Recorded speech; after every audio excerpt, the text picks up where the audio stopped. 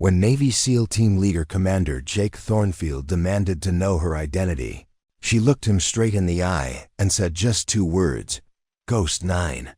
Then she vanished without a trace, leaving behind only questions and the growing realization that they had all catastrophically underestimated the quiet intelligence analyst who had been sitting in the corner of their operations room for 3 years. Before we jump back in, tell us where you're tuning in from. And if this story touches you, make sure you're subscribed, because tomorrow I've saved something extra special for you. Lieutenant Zara Blackthorne had mastered the art of invisibility long before she ever heard the codename that would define her legacy. At Naval Intelligence Station, Coronado Bay, she occupied Desk 47C in the Analytical Division, a cramped workstation wedged between filing cabinets and outdated computer terminals in the basement level of Building 7. The concrete walls were painted an institutional beige that seemed designed to drain the life out of anyone unfortunate enough to spend their days there. For 3 years, Zara had arrived at the station every morning at 0430 hours, 2 full hours before her required check-in time. She would settle into her corner workspace with a thermos of black coffee and begin her meticulous analysis of intelligence reports, satellite imagery, and intercepted communications from across the Pacific Theater.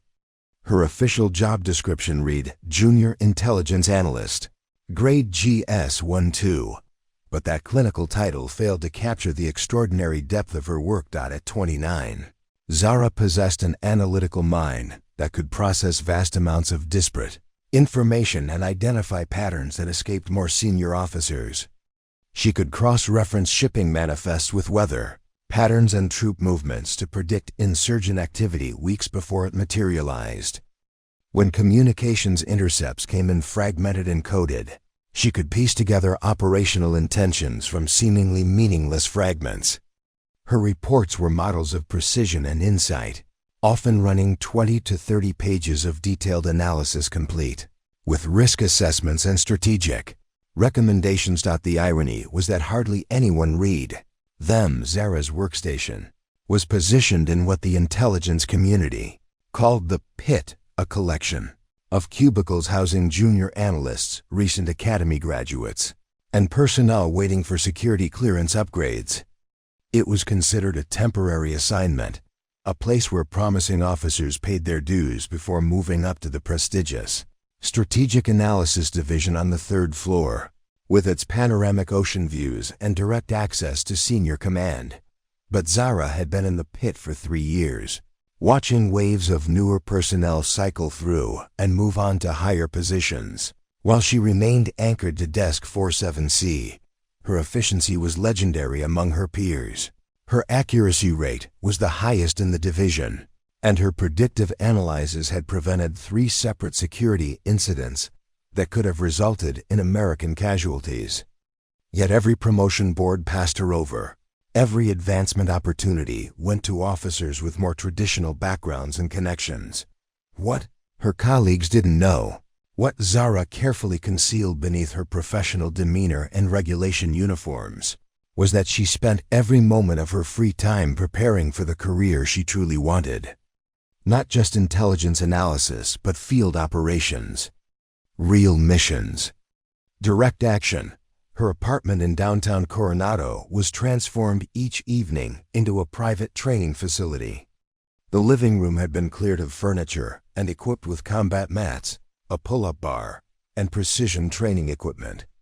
Her bedroom walls were covered with tactical manuals, weapon specifications, and operational procedures she'd memorized from classified documents that crossed her desk during her analytical work. Zara had systematically acquired every advanced certification available to naval intelligence personnel.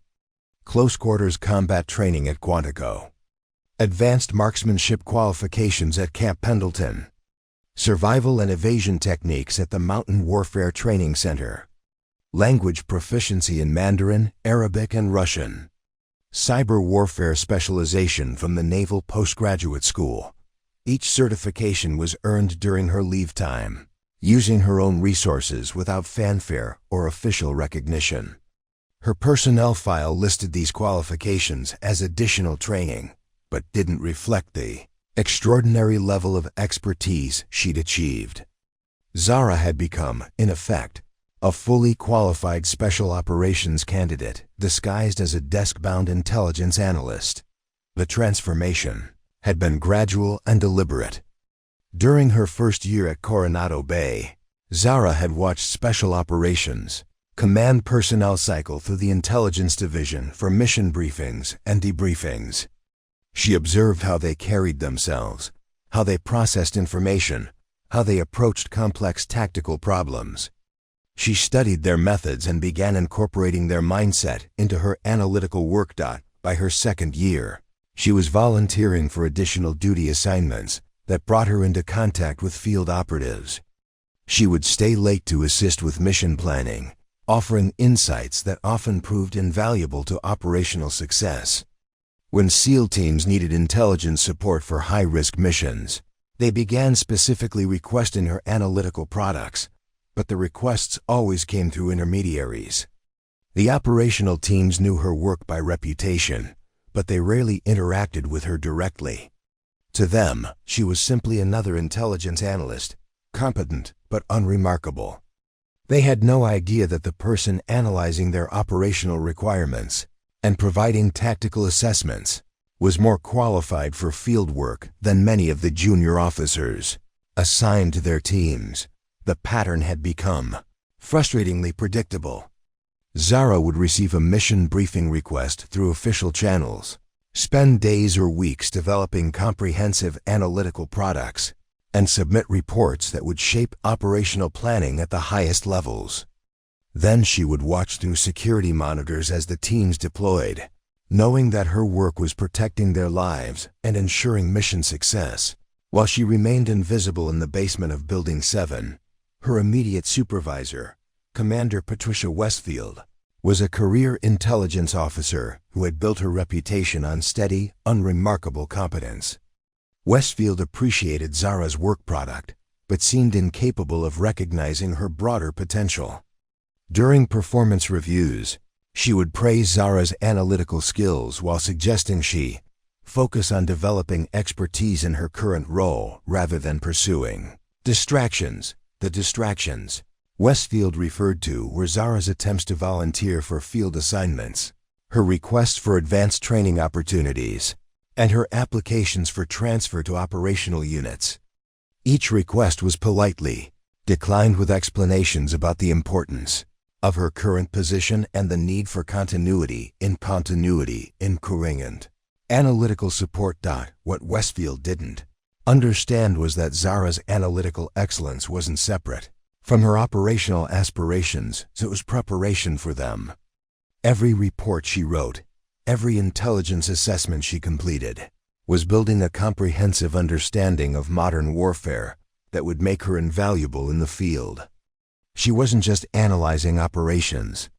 She was learning to think like an operator. The breakthrough had come 6 months ago, though no one at Coronado Bay knew about it yet. Zara had been approached by a recruiter from a classified program so secret that even acknowledging its existence required special clearance. The initial contact had come through encrypted channels, a simple message asking if she would be interested in discussing alternative career opportunities within the intelligence community. The subsequent meetings had taken place in anonymous office buildings and secure facilities across Southern California. Zara found herself being evaluated by personnel who understood exactly what she had been building toward. They saw her analytical expertise not as a limitation, but as the foundation for something far more significant. The program, which operated under multiple codenames depending on the mission parameters, recruited operatives who could function at the intersection of intelligence and direct action. They needed people who could analyze complex situations in real time while conducting high-risk operations in denied access environments. Zara's unique combination of analytical brilliance and operational preparation made her an ideal candidate. The final selection process had been conducted at a facility that officially didn't exist, overseen by officers whose names she would never know. For 2 weeks, she underwent evaluations that tested every aspect of her preparation: tactical decision-making under stress, weapons proficiency in urban environments, multi-source intelligence analysis during simulated combat operations, and psychological resilience under extreme pressure. When she completed the assessment, the senior evaluation officer had delivered news that validated 3 years of invisible preparation. "Congratulations, Lieutenant Blackthorne. You've been selected for operational assignment under the Ghost Protocol. Your operational designation will be Ghost 9, but that assignment remained classified, unknown to her current command structure." As far as Coronado Bay was concerned, Zara Blackthorne was still the competent but unremarkable analyst at Desk 47C, processing intelligence reports and filing away her ambitions for advancement that would never come. She had no way of knowing that in just a few weeks, her two worlds would collide in a way that would expose the extraordinary operative hiding behind the mask of bureaucratic invisibility. The quiet analyst who had been overlooked for 3 years was about to demonstrate capabilities that would leave even elite Navy SEALs questioning everything they thought they knew about the intelligence personnel supporting their operations. The transformation was nearly complete. Soon, Zara Blackthorne would disappear entirely, and Ghost 9 would emerge from the shadows to claim her place in a war that most people didn't even know was being fought. Preparing and narrating this story took us a lot of time, so if you are enjoying it, subscribe to our channel. It means a lot to us. Now back to the story. The morning that would change everything began at 630 hours when Commander Jake Thornfield strode into the intelligence division with the confidence of a man who had never questioned his place in the world. His polished combat boots echoed against the linoleum floor as he made his way through the maze of cubicles, his Navy SEAL trident gleaming on his dress uniform. Behind him followed his usual entourage: Lieutenant Commander Ryan Calloway, his second-in-command who had earned his reputation in the mountains of Afghanistan, and Lieutenant Sarah Vance, a tactical operations officer fresh from the Naval Academy who treated every interaction like a performance review. Thornfield was everything the Navy celebrated in its special operations community. At 38, he stood 6'2" with the kind of imposing physical presence that commanded attention in any room. His service record read like a recruitment poster: multiple deployments across the Middle East, distinguished combat medals, and a reputation for leading high-risk missions that other teams wouldn't touch. He had been commanding SEAL Team Nexus for 18 months, and in that time, had established himself as one of the most demanding and successful team leaders in the Pacific Fleet.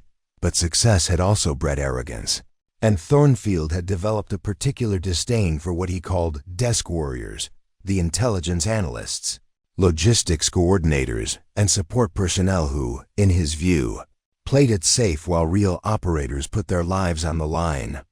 He tolerated their existence because regulations required it, but he made no effort to hide his belief that military effectiveness was measured primarily by combat experience and physical capability.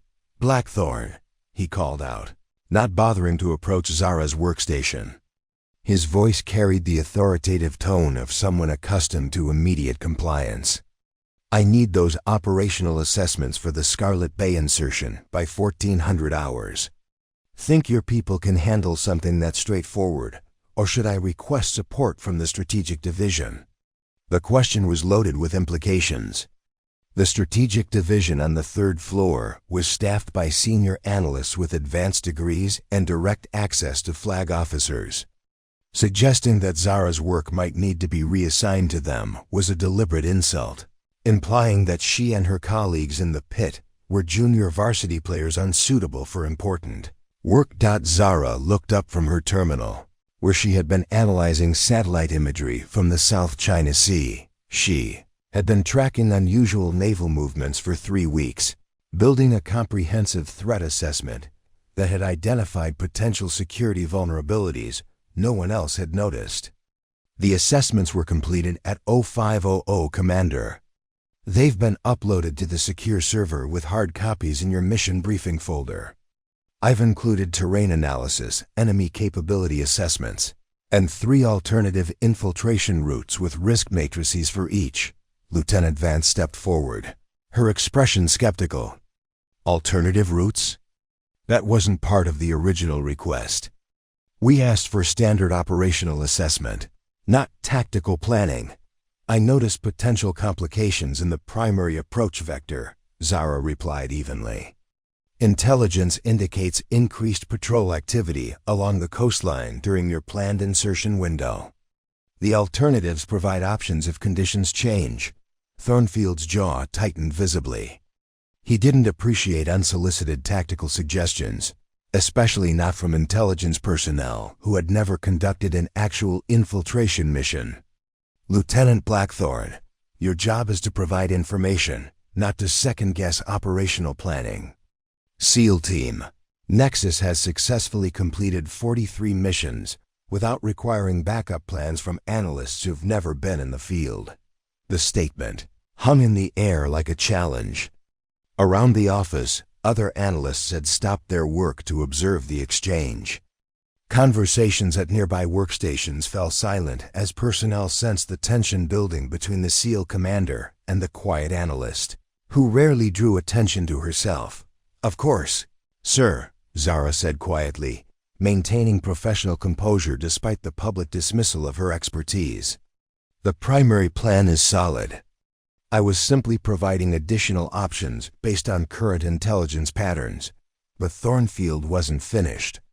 He had established his authority through confrontation, and backing down now would undermine his position. Here's the thing, Blackthorne. Intelligence analysis is about collecting data and presenting it clearly. It's not about playing tactical officer or pretending you understand combat operations.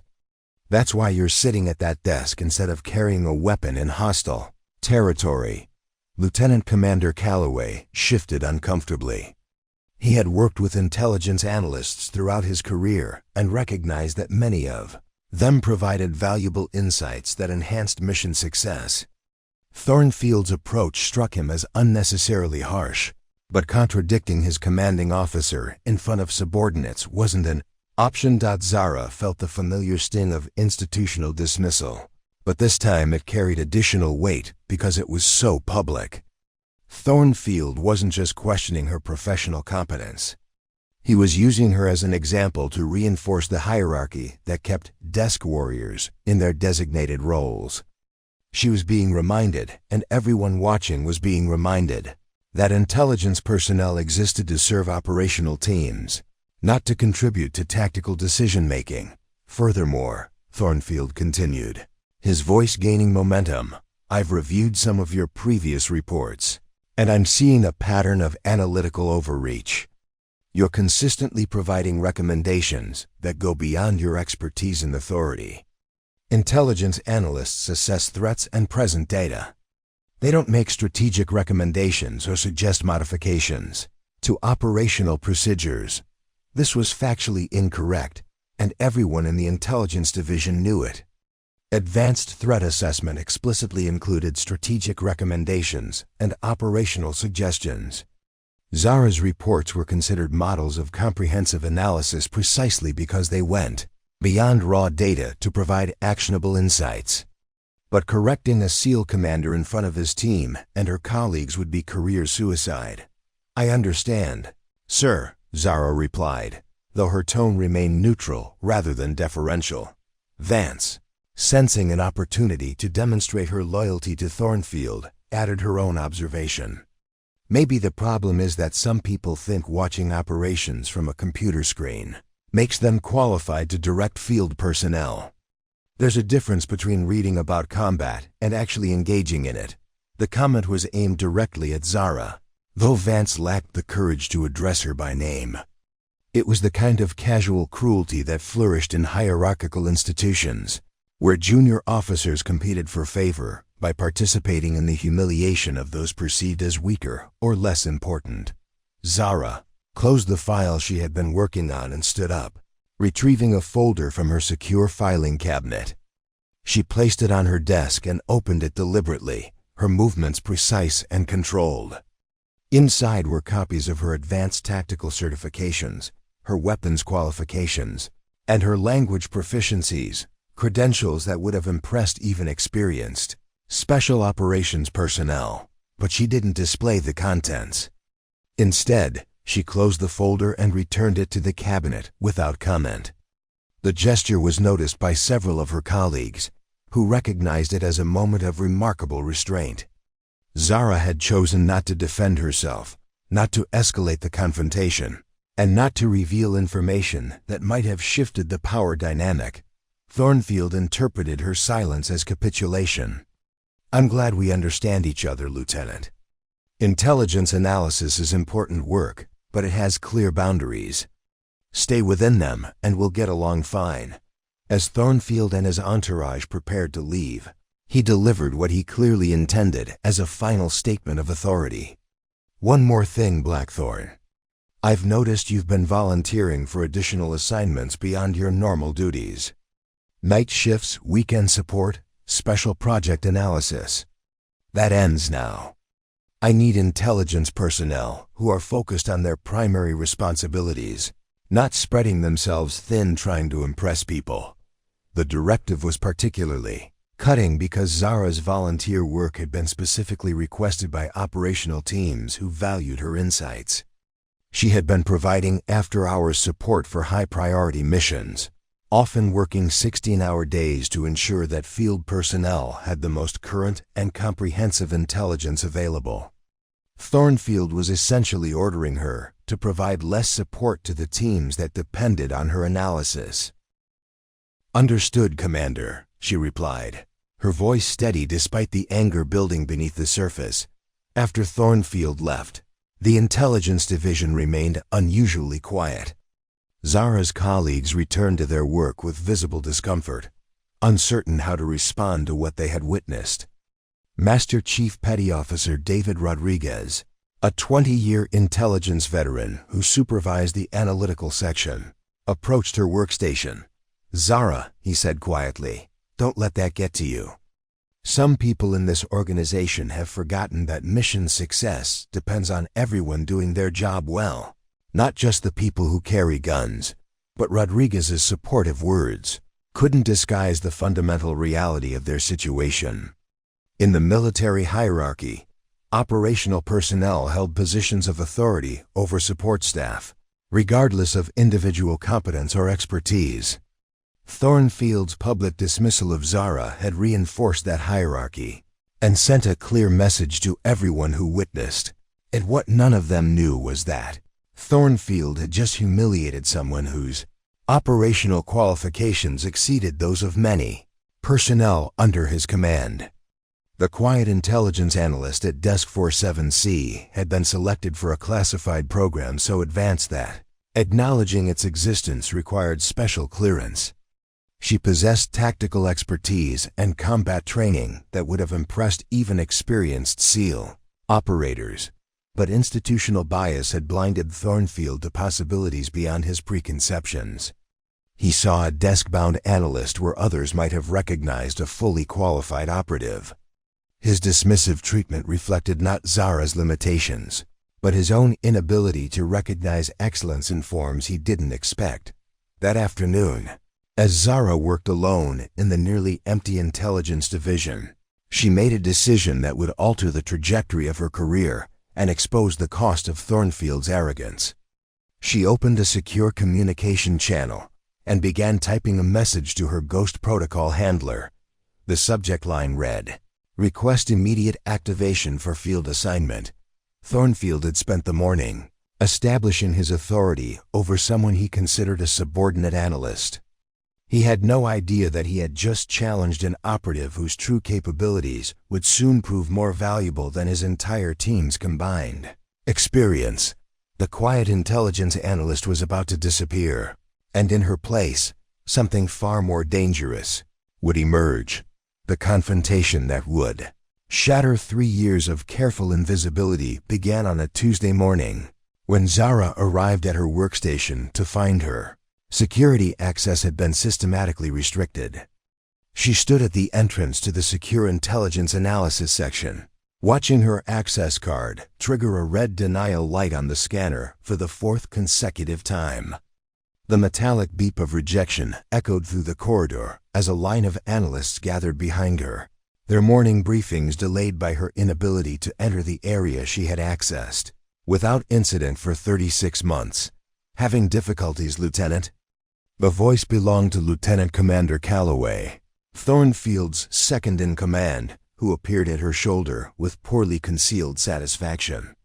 His tone carried the particular smugness of someone delivering anticipated bad news. Maybe you should try the general administrative area. You know, where basic personnel belong. Zara stepped aside, allowing Calloway to demonstrate that his credentials worked perfectly. The door unlocked with an affirmative chirp, and he held it open while pointedly blocking her path. There must be a system error, she said evenly, though her instincts told her this was no accident. I'll verify with Security Administration. Oh, there's no error, Calloway replied, his voice loud enough for the gathered analysts to hear clearly. Commander Thornfield implemented new security protocols yesterday evening. Apparently, there were concerns about non-essential personnel accessing sensitive operational information beyond their clearance level. The words hit like a physical blow. Zara had maintained top-secret clearance with special, compartmented information access for her entire tenure at Coronado Bay. Her work regularly involved intelligence classified at levels that required presidential authorization to access. Being labeled non-essential personnel wasn't just a professional insult. It was a deliberate attack on her security standing and, by extension, her entire career trajectory. Master Chief Rodriguez, who had witnessed the exchange, stepped forward with visible discomfort. Sir, Lieutenant Blackthorne has maintained clearance for this section since her assignment here. She coordinates intelligence support for multiple operational teams. New protocols. Chief, Calloway interrupted sharply. Take it up with the commander if you have issues with proper security measures. His emphasis on proper made it clear that Zara's previous access had somehow been improper, though no one could explain why protocols that had been adequate for 3 years were suddenly insufficient. As Calloway disappeared into the restricted area, Zara noticed other changes that had occurred overnight. The keypad codes to the tactical planning rooms had been altered. Her workstation in the main intelligence center had been reassigned to a junior analyst fresh from intelligence school. Her name had been removed from the operational briefing distribution lists posted throughout the building. Someone had systematically erased her access to every resource and responsibility that had defined her professional life. In the Security Administration office, Zara found herself sitting across from Lieutenant Commander Patricia Hayes, the base's personnel security officer.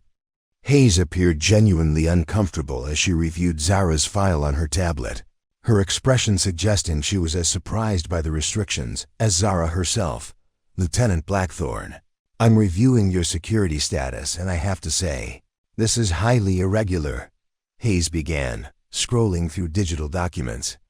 Your clearance level hasn't changed, but Commander Thornfield submitted a formal request yesterday restricting your physical access to operational planning areas. On what grounds? Zara asked, though she suspected she already knew the answer. Hayes consulted her notes, clearly uncomfortable with the conversation.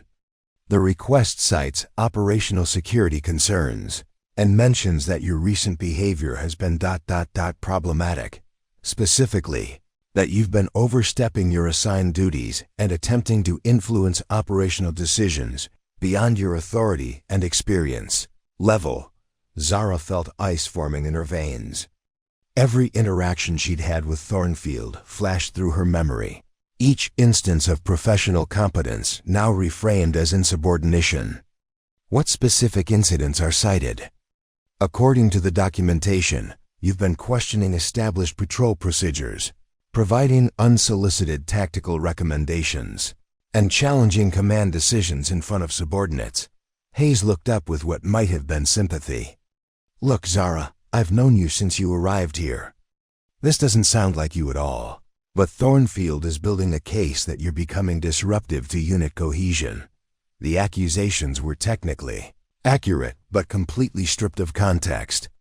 Questioning patrol procedures meant identifying security vulnerabilities that had prevented 3 separate attacks on American personnel.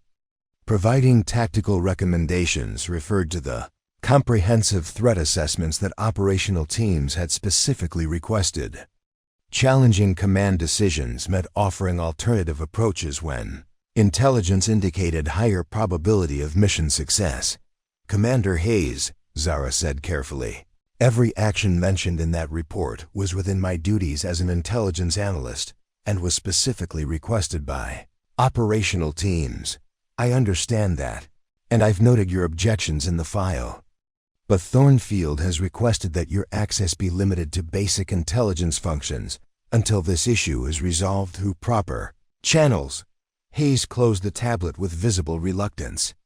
"I'm restoring your access to standard intelligence areas, but the tactical planning sections remain restricted pending review." As Zara left the administration building, she realized the scope of what was happening. This wasn't just about the morning's confrontation or even Thornfield's personal animosity. Someone had spent significant time documenting her activities, analyzing her work patterns, and building a systematic case for her removal from positions of responsibility. The restriction wasn't punishment for specific infractions, it was the opening move in a campaign designed to force her resignation. Walking across the base toward her reassigned workspace in the General Administrative Building, she passed the Tactical Operations Center where she had spent countless hours coordinating intelligence support for high-risk missions. Through the reinforced windows, she could see Lieutenant Vance at what had been Zara's workstation, struggling with intelligence analysis software that Zara could operate with her eyes closed.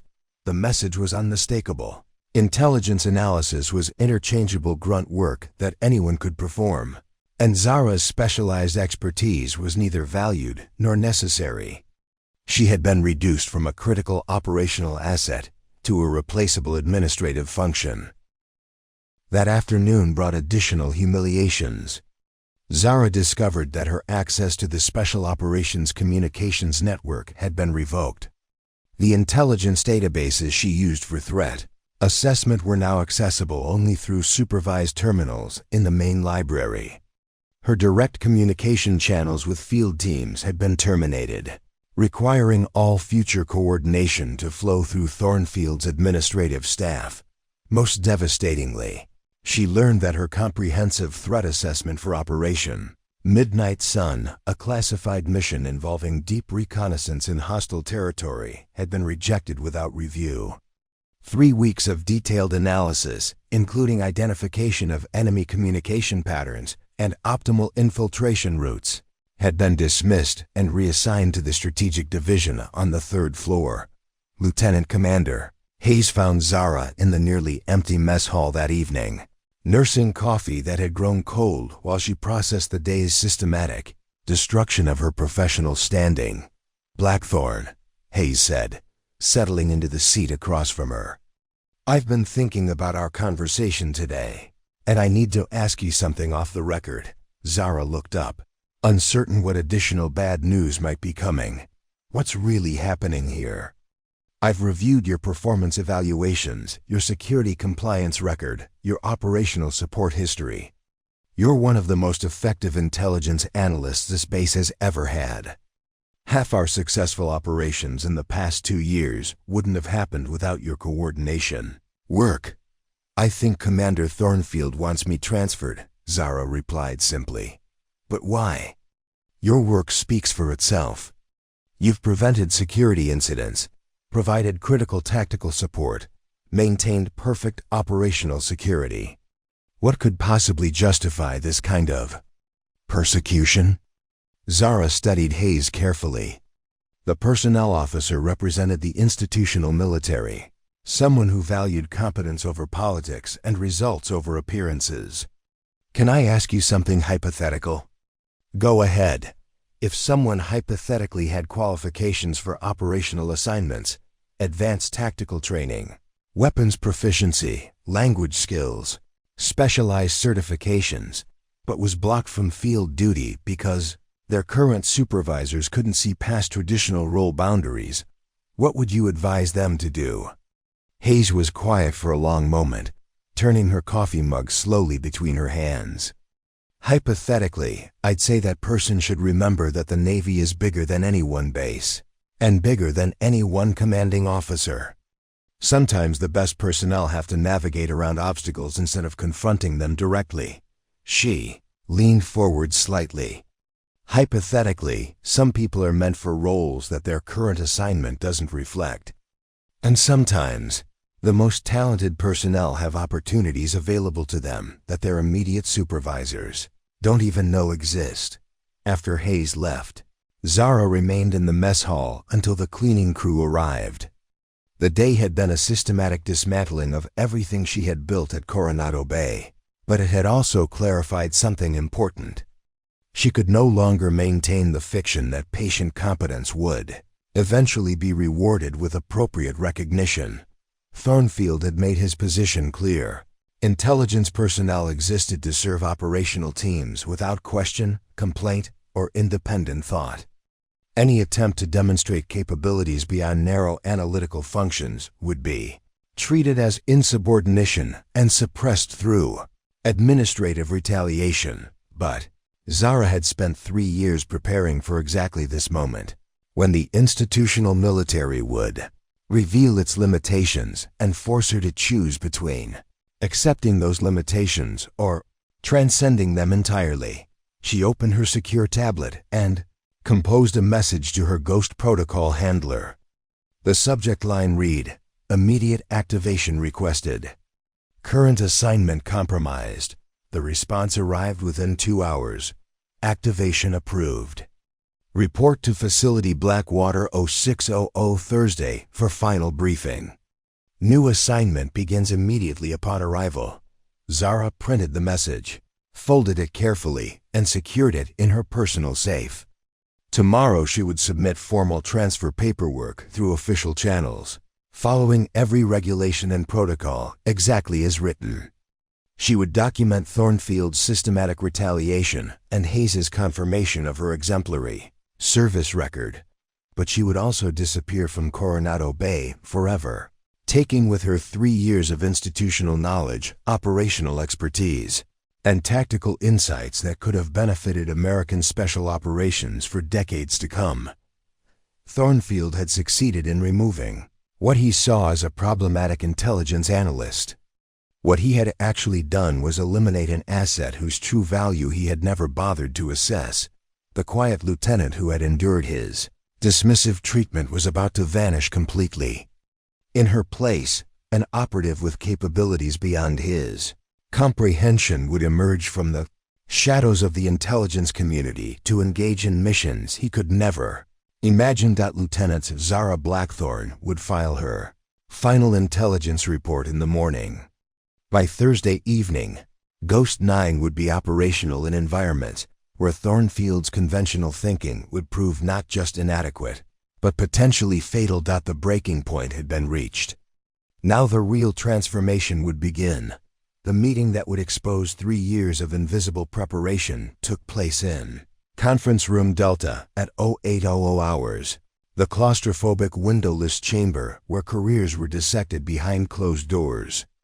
Zara arrived 15 minutes early, her personnel file and supporting documentation arranged in a leather portfolio, her uniform pressed to regulation perfection, despite having slept only 3 hours. She had spent the night making final preparations for a transformation that would begin whether this meeting went well or poorly. Commander Thornfield entered at precisely 0800, followed by Lieutenant Commander Calloway and Commander Patricia Westfield, Zara's immediate supervisor.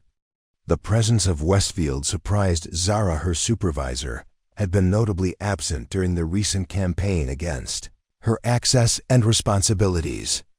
Her inclusion suggested this meeting had implications beyond simple disciplinary action. Lieutenant Blackthorne. Thornfield began without preamble, remaining standing to emphasize his authority.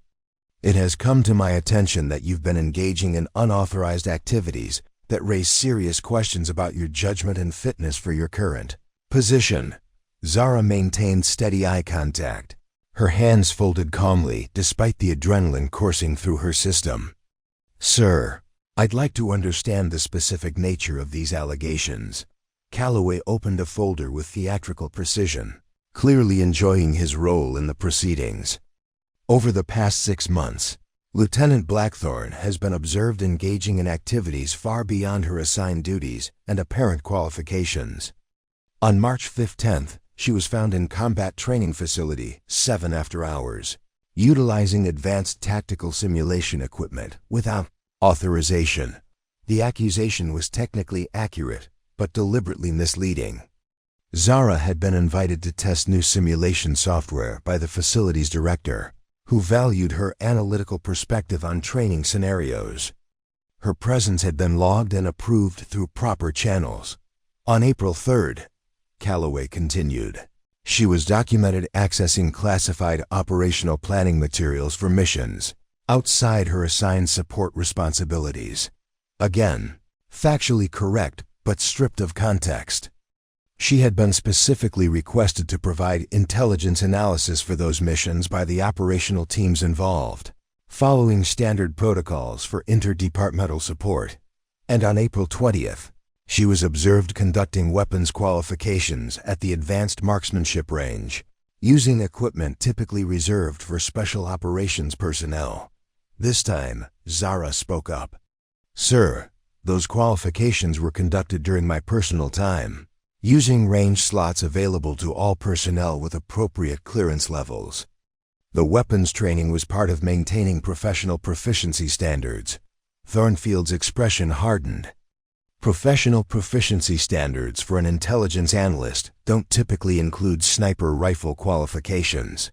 Lieutenant, unless you're planning to provide analytical support from 1,000 meters away.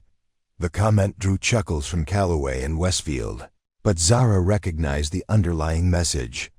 Any activity that suggested capabilities beyond her assigned role was being framed as evidence of inappropriate ambition and poor judgment. Furthermore, Thornfield continued, we've discovered that you've been maintaining unauthorized contact with personnel from classified programs outside this command structure. Specifically, you've been exchanging communications with individuals whose very existence requires special clearance to acknowledge. Zara felt her pulse accelerate, but kept her voice steady. Sir, I need to see documentation of these communications before I can respond to such serious allegations. The documentation is classified above your clearance level, Calloway interjected smoothly. But I can tell you that these communications suggest you've been discussing operational details with persons unknown, potentially compromising operational security. The accusation was both false and impossible to defend against, since acknowledging her legitimate communications with Ghost Protocol personnel would require revealing classified information. Thornfield had constructed a perfect administrative trap. Any defense she offered could be dismissed as insufficient evidence, while the actual evidence remained conveniently classified beyond her access. Commander Westfield, who had remained silent throughout the proceeding, finally spoke. Zara, I've reviewed these allegations carefully, and I have to say, they paint a picture of someone who has fundamentally misunderstood her role in this organization. The use of her first name was calculated to suggest maternal disappointment, rather than official censure, but the effect was more devastating than direct confrontation would have been. Intelligence analysis requires focus, discipline, and respect for established boundaries, Westfield continued. These activities suggest someone who believes herself qualified for responsibilities far beyond her training and experience. That's not just unprofessional, it's potentially dangerous to operational security and team cohesion. Zara looked at the three faces across from her, recognizing the coordinated nature of their attack. This wasn't a disciplinary hearing. It was a predetermined conclusion disguised as due process. Every action they described had been within regulations, professionally justified, and frequently requested by other personnel. But presented collectively and stripped of context, her competence became evidence of insubordination, and her initiative appeared as dangerous overreach. "Do you have anything to say in your defense?" Thornfield asked. The question purely ceremonial. Zara reached into her portfolio and extracted a single folder marked with classification stamps that made Calloway's eyes widen involuntarily. She placed it on the conference table and opened it slowly, revealing documents that none of them had expected to see. "This is my formal transfer authorization from the Deputy Director of Naval Intelligence," she said, her voice calm despite the electricity crackling through the room. "Effective immediately. I am being reassigned to a classified operational program under the direct authority of the Joint Chiefs of Staff." Thornfield leaned forward, scanning the document with disbelief. "This can't be legitimate. Transfer requests require approval from the current commanding officer. I never authorized any such request. The authorization bypasses local command authority for personnel selected for classified programs." Zara replied, producing another document. "This is my security clearance upgrade to Special Access Program level, which became effective 72 hours ago." Calloway reached for the papers, but Zara smoothly withdrew them. "The documents are classified above your current clearance level, sir. But I can tell you that they detail my assignment to a program that specifically recruited personnel with my combination of analytical expertise and advanced tactical qualifications." The room fell silent except for the hum of the ventilation system and the distant sound of bass operations continuing outside. Westfield stared at Zara as if seeing her for the first time, while Calloway appeared to be recalculating every assumption he had made about the intelligence analyst he had been dismissing for months. "What tactical qualifications?"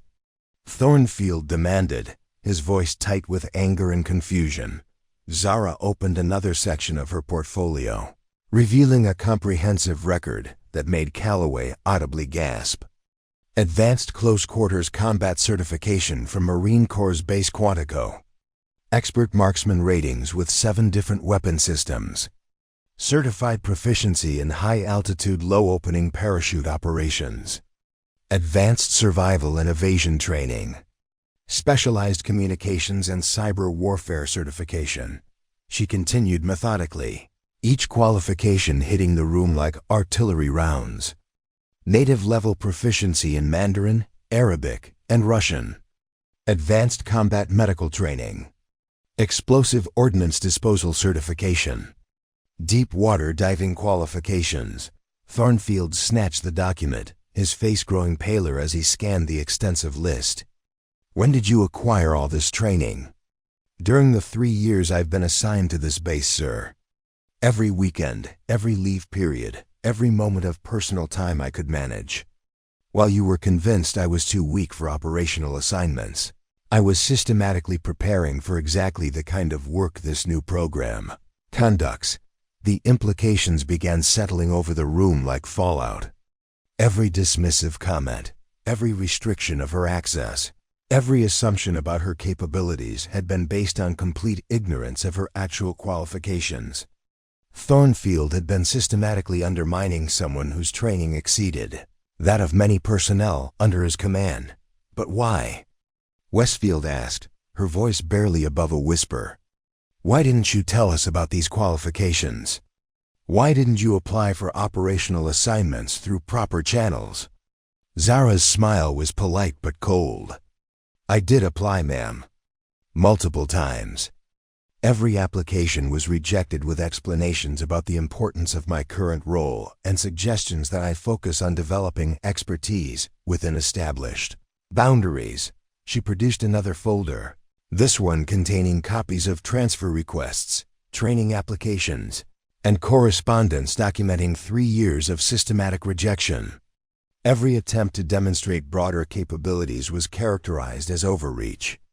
Every suggestion for expanded responsibilities was dismissed as inappropriate ambition.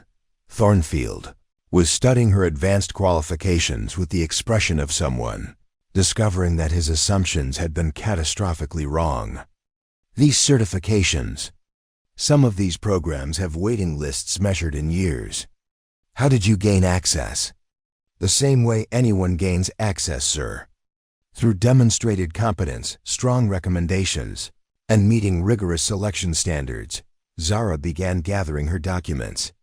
The difference is that I pursued these qualifications on my own initiative, using my own resources, without expecting recognition or support from my current command structure. She stood, closing her portfolio with decisive finality.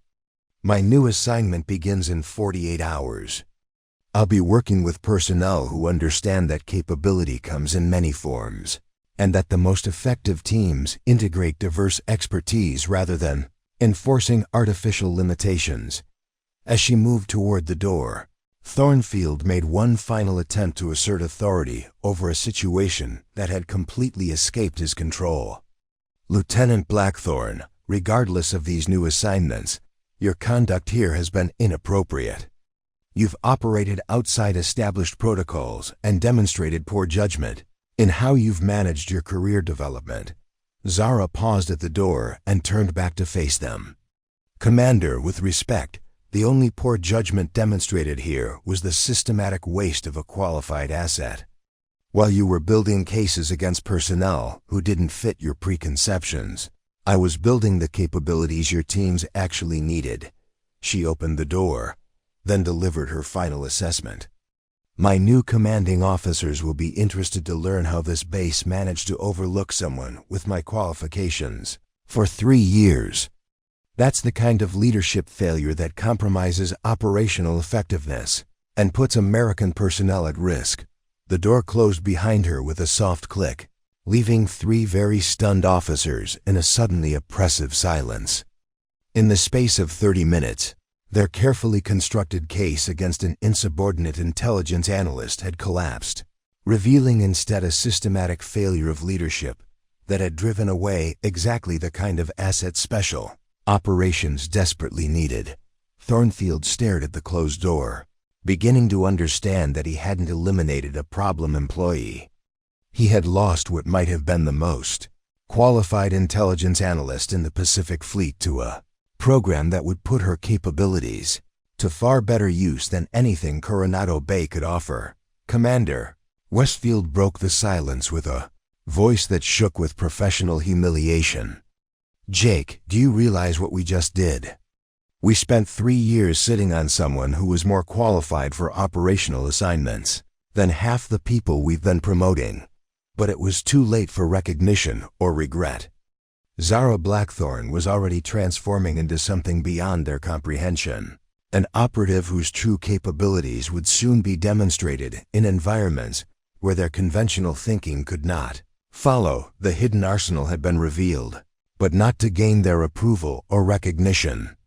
It had been revealed to show them exactly what they had thrown away through their inability to see beyond institutional prejudices and traditional role boundaries. In 48 hours, Ghost 9 would be operational, and the intelligence analyst they had dismissed as inadequate would disappear forever into a world of classified missions and strategic operations that would make their current assignments seem like training exercises. They had demanded to know what she was capable of. Soon, they would understand that they had asked the wrong question. The question wasn't what she was capable of, it was what she was willing to do with those capabilities when institutional limitations were finally removed. The retaliation began within hours of Zara's departure from Conference Room Delta, but this time it carried the desperate fury of an institution that had discovered its fundamental assumptions were wrong. By 1400 hours, she found her personal belongings from her previous workstation packed into storage boxes and placed in the corridor outside the General Administrative Building. Her security badge photograph had been replaced with a temporary visitor pass that Required escort for movement anywhere on the base. Commander Thornfield's response to being professionally humiliated was swift and comprehensive. Rather than accepting the reality of his misjudgment, he doubled down on discrediting Zara's qualifications and questioning the legitimacy of her transfer orders. If he couldn't prevent her departure, he could at least ensure that her remaining time at Coronado Bay would serve as a warning to other personnel who might harbor similar ambitions beyond their assigned roles. Lieutenant Commander Hayes intercepted Zara as she sorted through her belongings in the corridor, her expression mixing professional concern with barely concealed anger. "Blackthorne, we need to talk now." They walked in tense silence to Hayes's office, where she closed the door and activated the white noise generator used for sensitive conversations. "What the hell is happening here?" Hayes demanded. "I've got Thornfield claiming your transfer orders are fabricated, Westfield insisting your qualifications must be falsified, and half the base talking about some kind of security investigation." Zara settled into the chair across from Hayes's desk, noting how quickly institutional support could evaporate when challenged by determined opposition. "The transfer orders are legitimate. My qualifications are documented through proper channels, and any security investigation will confirm both facts." "That's not what I'm hearing from the command structure," Hayes replied, consulting her tablet. "Thornfield has filed formal complaints with Naval Personnel Command, questioning the authenticity of your documentation. He's claiming that someone with your background couldn't possibly have acquired those qualifications without command knowledge and approval." The accusation revealed the depth of Thornfield's institutional blindness. His argument essentially claimed that advanced training was impossible unless explicitly authorized by immediate supervisors, ignoring the reality that motivated personnel regularly pursued professional development through personal initiative. "Additionally," Hayes continued, "he's requesting a full investigation into your security clearance and access history.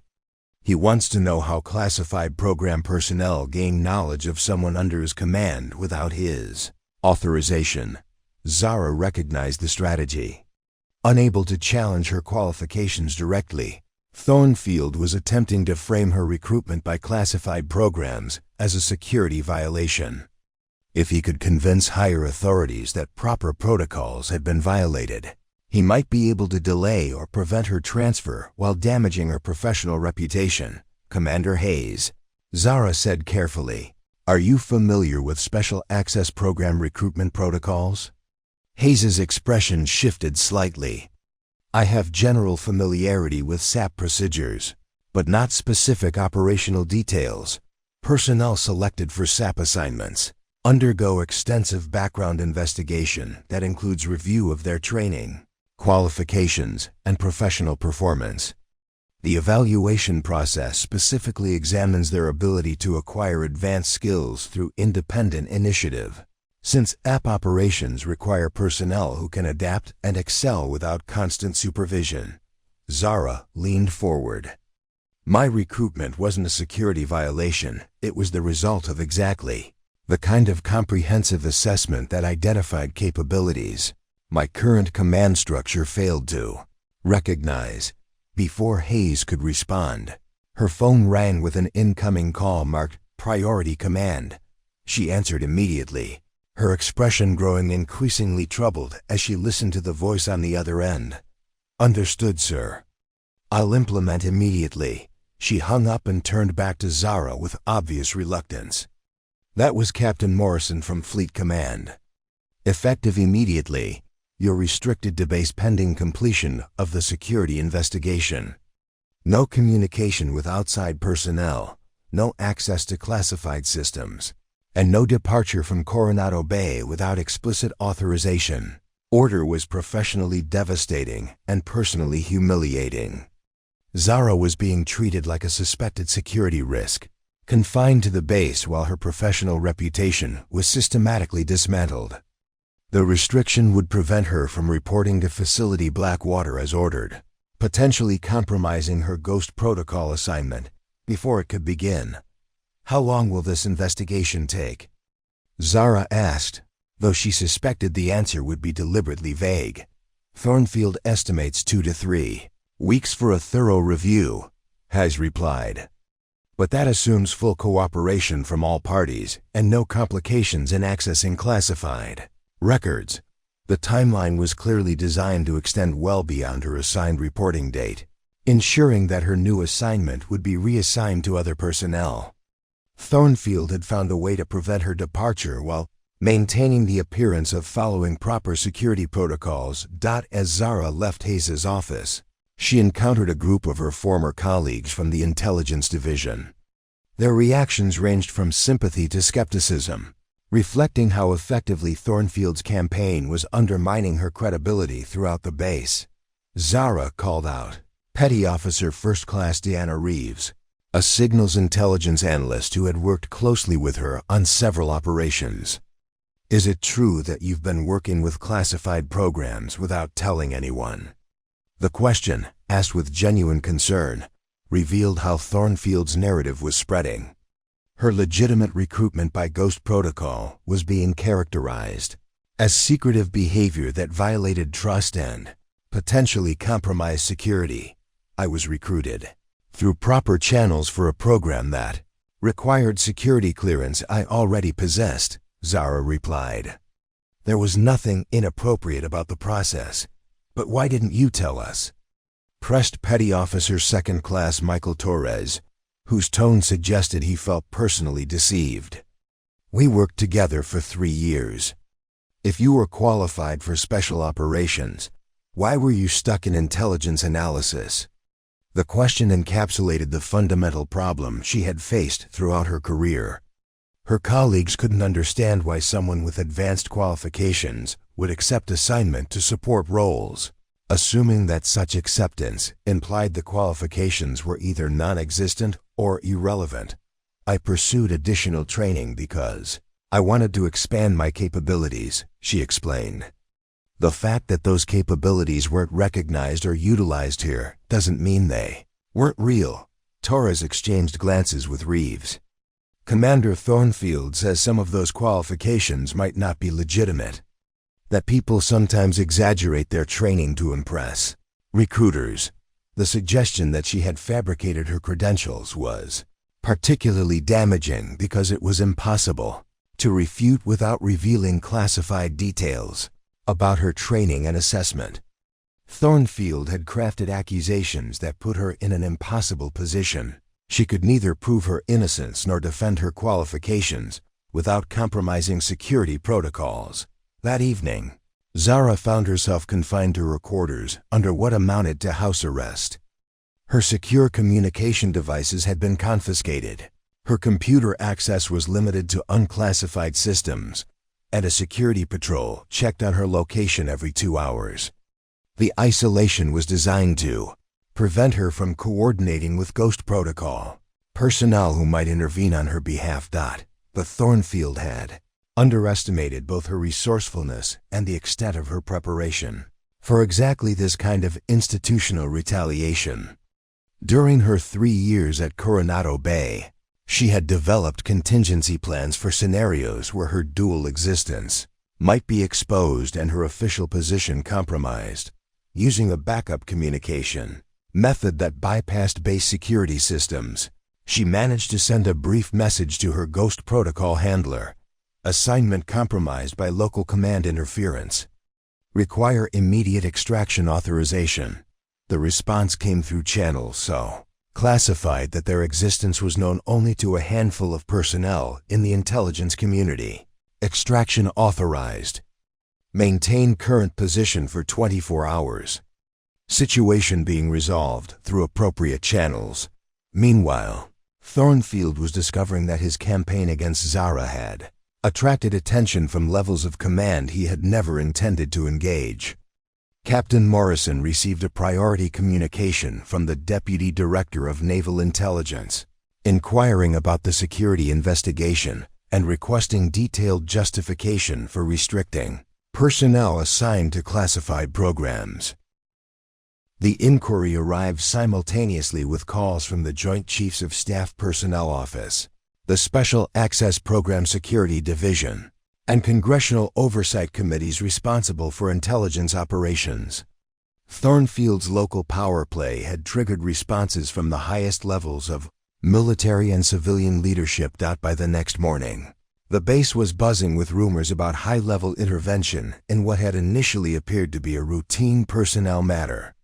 Senior officers who had supported Thornfield's position were quietly distancing themselves as they realized the scope of authority they had. Challenged. Commander Westfield approached Zara during her restricted breakfast in the base cafeteria, her expression suggesting she had spent the night reconsidering her previous positions. "Zara," she said quietly, sitting across from her former subordinate, "I think we may have made a serious mistake." "In what regard, ma'am?" "I've been contacted by personnel from programs I didn't even know existed. They're asking very pointed questions about our treatment of someone they consider a valuable asset." Westfield paused. "They seem particularly interested in understanding how we managed to overlook your qualifications for 3 years. The conversation was interrupted by the arrival of Lieutenant Commander Calloway, who appeared significantly less confident than he had during the previous day's confrontation. "Lieutenant Blackthorne," he said formally, "Commander Thornfield requests your presence in his office immediately." As they walked across the base, Calloway's demeanor suggested that the power dynamics had shifted dramatically overnight. The confident dismissiveness he had displayed was replaced by nervous deference, indicating that forces beyond local command had begun asserting influence over the situation. Thornfield's office felt different when she entered. The commander, who had been aggressively confident just 24 hours earlier, now appeared to be managing a crisis that had escalated far beyond his control. Papers were scattered across his desk, his phone was ringing constantly, and his usual composed authority had been replaced by barely controlled stress. "Blackthorne," he began without preamble, "it appears that your transfer orders are legitimate, and that certain parties are very interested in ensuring you report to your new assignment as scheduled." The admission came through gritted teeth, clearly extracted under pressure from authorities he could not ignore. "Furthermore," he continued, "the security investigation has been terminated by order of Fleet Command, and all restrictions on your movement and communication have been lifted." Zara waited for additional explanation, but none came. Thornfield was acknowledging defeat without admitting error, accepting the intervention of superior authority while maintaining that his original actions had been appropriate. "When will I be cleared for departure?" she asked. "Immediately," he replied. "Your transportation to the new assignment has been arranged through channels I'm not authorized to discuss." As she prepared to leave his office, Thornfield made one final attempt to assert some measure of control over the situation. "Blackthorne, I want you to understand that my concerns about your conduct were legitimate. Regardless of your ultimate assignment, your behavior here violated established protocols and demonstrated poor judgment." Zara turned back to face him, and for the first time in 3 years, she allowed him to see exactly what she thought of his leadership and his judgment.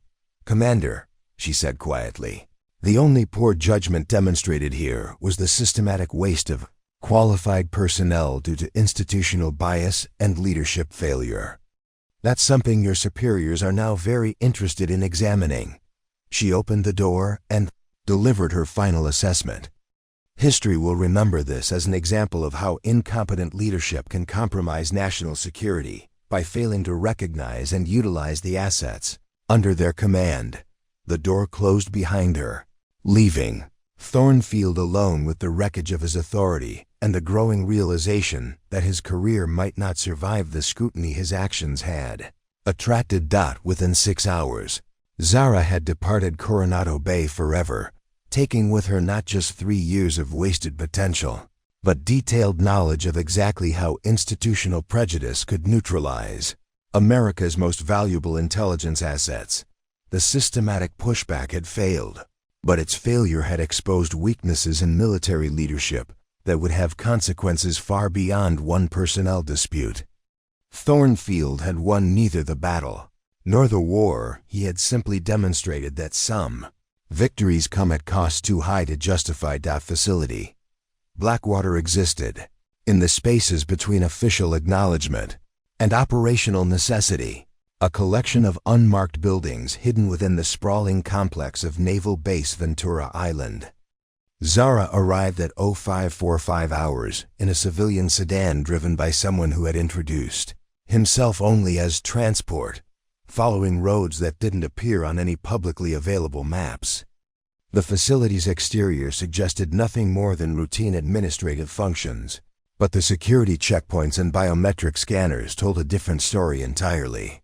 Major Sandra Reese met her at the final checkpoint, a compact woman whose bearing suggested extensive field experience, despite her current assignment to what appeared to be a training facility. Her handshake was firm, her eyes sharp with the kind of assessment that came from years of evaluating personnel under extreme conditions. "Lieutenant Blackthorne," she said, though her tone suggested the rank was temporary and largely ceremonial. "I trust your departure from Coronado Bay was educational." "Enlightening would be more accurate, ma'am," Zara replied. "I learned a great deal about institutional limitations and the cost of challenging established assumptions." Reese smiled, the first genuine expression of approval Zara had received from a superior officer in 3 years. "That's exactly the kind of perspective we need for what comes next. Follow me." They walked through corridors that felt more like a high-tech research facility than a military installation. The walls were lined with monitoring equipment, communications arrays, and displays showing global intelligence feeds from sources Zara couldn't identify. Personnel moved with purposeful efficiency, their uniforms bearing unit patches she didn't recognize and rank insignia that seemed to follow non-standard protocols. "Before we begin your operational briefing," Reese said as they entered a secure conference room, "I want you to understand what happened over the past 72 hours. Your situation at Coronado Bay attracted attention at levels that most military personnel never encounter." She activated a wall display, showing what appeared to be an organizational chart of military and civilian intelligence leadership. When Commander Thornfield initiated his security investigation, he triggered automatic review protocols designed to protect personnel assigned to classified programs. Within 6 hours, his actions were being examined by the Deputy Director of Naval Intelligence, the Joint Chiefs Personnel Office, and Congressional Oversight Committees. Zara studied the chart, beginning to understand the scope of authority that had intervened on her behalf. He had no idea what he was challenging, none whatsoever. Thornfield assumed he was dealing with a problematic subordinate. What he actually did was interfere with a multi-year recruitment and training investment worth several $1 million in taxpayer resources. Reese highlighted several connections on the display. Ghost protocol personnel aren't recruited casually. Each operative represents years of observation, assessment, and specialized preparation. The revelation shifted Zara's understanding of her own journey. What she had perceived as personal initiative in pursuing advanced training had actually been guided and monitored by intelligence professionals who recognized her potential long before she understood it herself.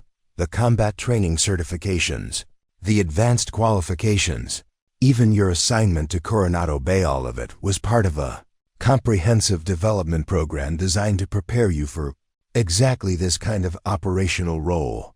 Reese changed the display to show a detailed timeline of Zara's career, highlighting decision points and achievements that had seemed random at the time but now revealed a clear pattern of strategic development.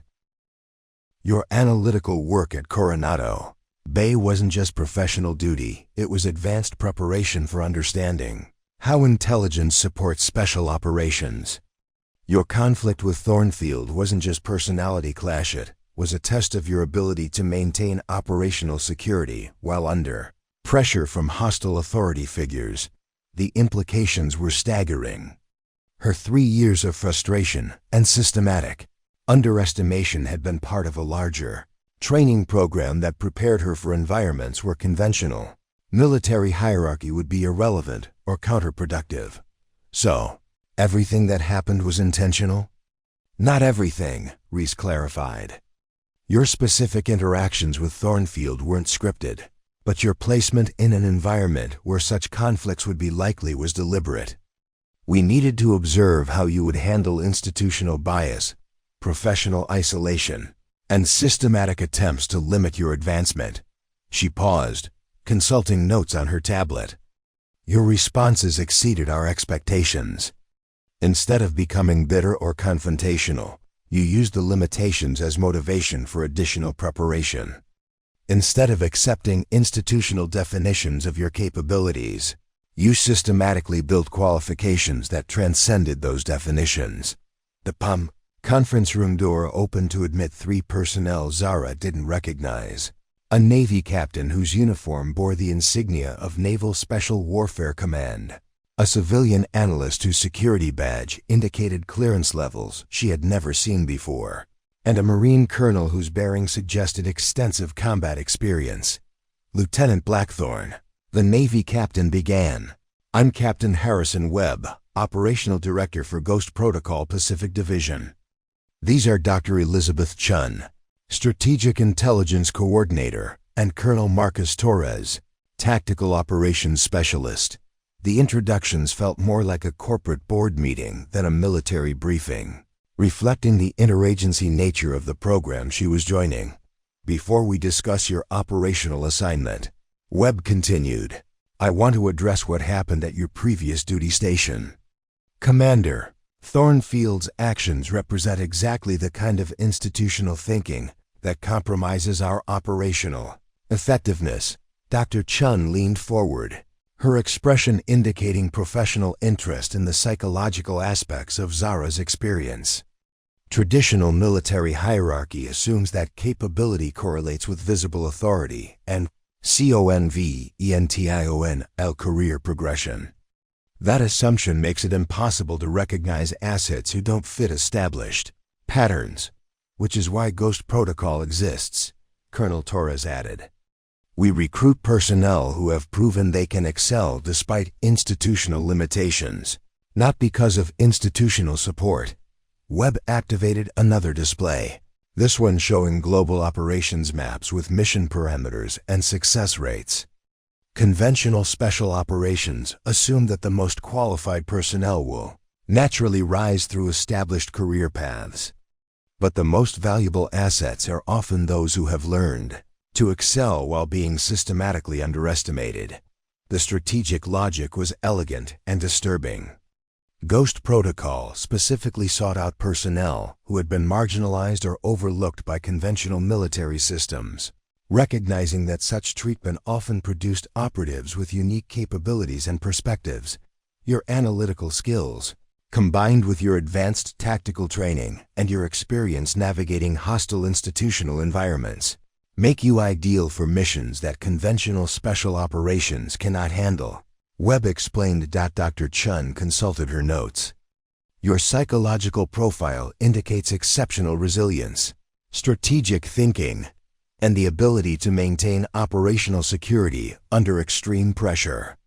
These qualities were demonstrated through 3 years of systematic professional stress at Coronado Bay. Additionally, Colonel Torres said, your experience with institutional bias has given you insights into adversarial thinking patterns that most operatives never develop. You understand how opponents will underestimate capabilities they can't recognize or categorize. Briefing continued for 2 hours, covering operational parameters that redefine Zara's understanding of military capability. Ghost Protocol conducted missions that existed in the spaces between conventional military operations, diplomatic initiatives, and intelligence activities. Their personnel operated with minimal oversight, extensive authority, and the expectation that they would adapt to situations that had no established protocols.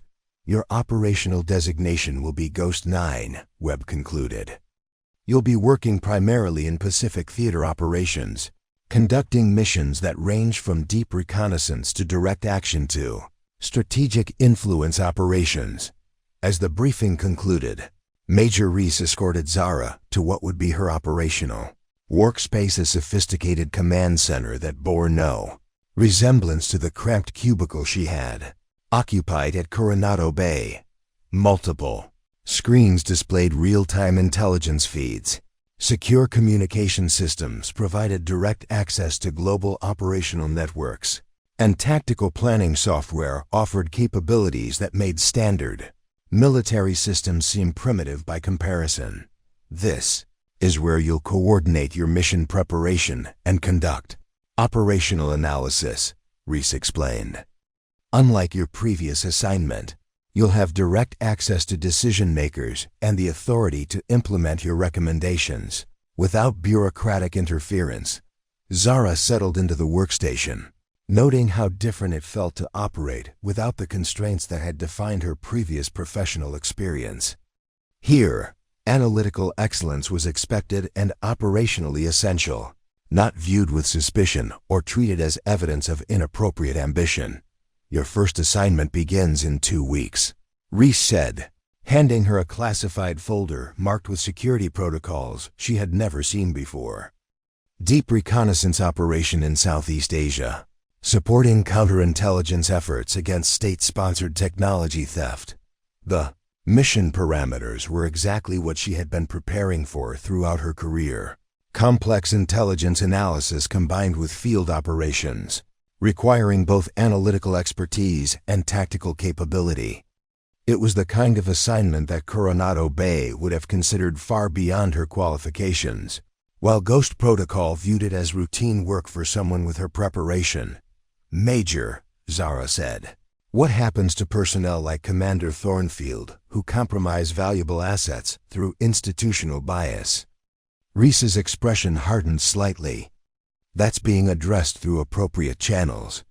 Thornfield will face a comprehensive review of his leadership decisions, with particular attention to his treatment of personnel whose capabilities he failed to recognize. She paused.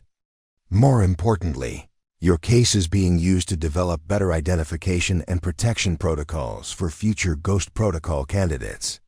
We're implementing systems to prevent valuable assets from being damaged by supervisors who can't see beyond conventional role definitions.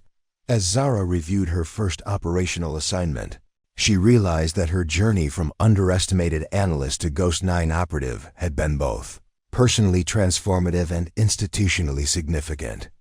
Her experience would help the intelligence community better identify and develop personnel who might otherwise be lost to bureaucratic _SIGHTEDNESS. The strategic response had been comprehensive, not just protecting her from retaliation, but using her case to improve how the military identified and nurtured unconventional talent. Thornfield's attempt to suppress her advancement had ultimately accelerated systematic changes that would benefit future operatives who didn't fit traditional career patterns.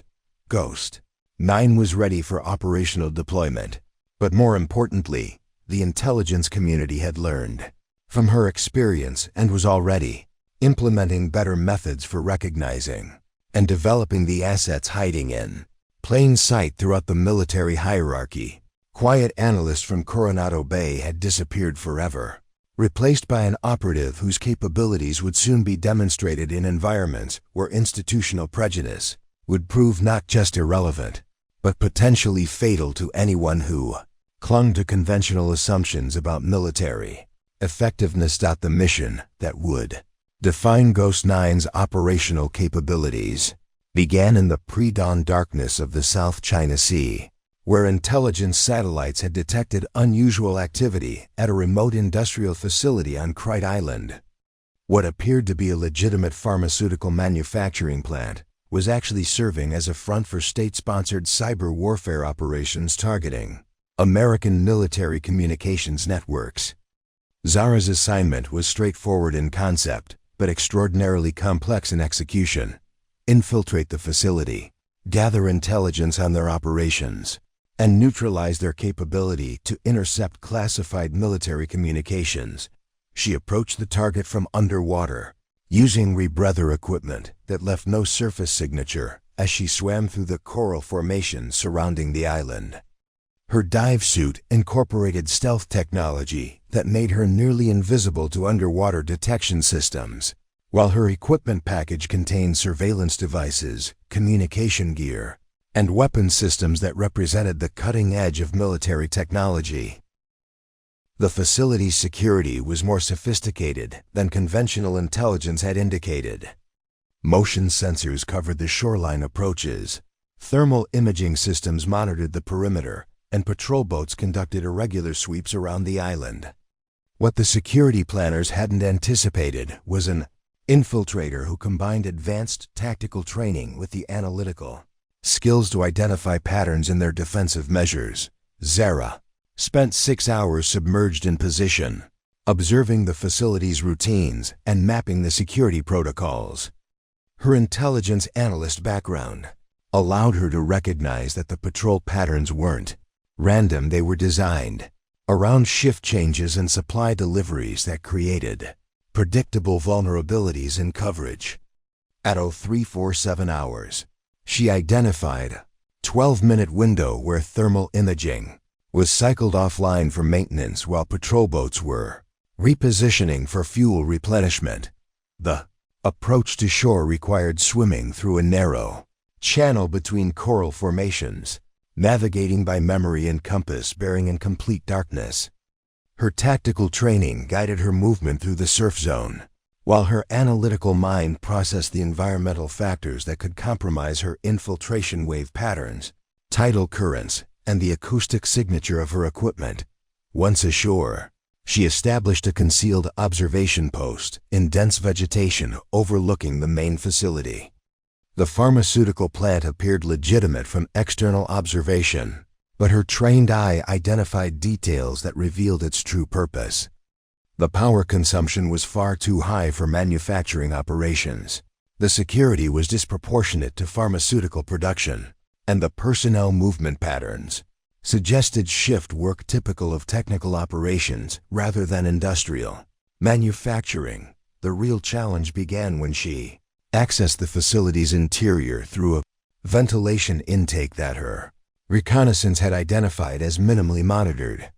Moving through the building's service areas required combining her close-quarters combat training with her understanding of facility operations gained from years of analyzing intelligence reports about similar installations. Inside, she discovered that the facility was more extensive than satellite imagery had suggested. Underground levels housed sophisticated computer systems and communications equipment that were conducting massive electronic surveillance operations against military networks throughout the Pacific region. The scope of the operation was far beyond what preliminary intelligence had indicated, suggesting this was a major regional hub for cyber warfare rather than a isolated facility. Her mission parameters shifted from simple intelligence gathering to comprehensive threat assessment. Using specialized recording equipment, she documented the technical specifications of their systems, the organizational structure of their operations, and the scope of their penetration into American military networks. The intelligence she gathered revealed that numerous classified communication systems had been compromised, with potential implications for operational security throughout the Pacific Fleet. The mission took a critical turn when her presence was detected by security systems she hadn't anticipated. Advanced motion sensors in the underground levels triggered silent alarms that brought armed response teams to her location within minutes. What had been a covert intelligence operation suddenly became a direct action mission requiring all of her combat training and tactical expertise. The first contact came in a narrow corridor where conventional tactics would have favored the defending security team. But Zara's analytical background had taught her to think several moves ahead, anticipating how opponents would respond to her actions and positioning herself to exploit their predictable reactions. When the security team moved to surround her position, she had already identified alternative routes that would allow her to maintain mobility while engaging multiple targets. The firefight that followed demonstrated why Ghost Protocol had invested years in her development. Her marksmanship training allowed her to neutralize threats with precision accuracy, even under extreme stress. Her close-quarters combat skills enabled her to engage multiple opponents in confined spaces. But most importantly, her analytical abilities allowed her to process the tactical situation in real time, adapting her approach as conditions changed and new threats emerged. Within 8 minutes, she had eliminated the immediate security response and regained control of her operational environment. But facility alarms had been triggered, and she knew that additional response teams would be converging on her position. The mission now required rapid completion of intelligence gathering followed by immediate extraction under hostile conditions. Moving deeper into the facility, she reached the main computer center where the cyber warfare operations were coordinated. Her technical training allowed her to interface with their systems directly, downloading comprehensive intelligence about their capabilities, targets, and operational methods.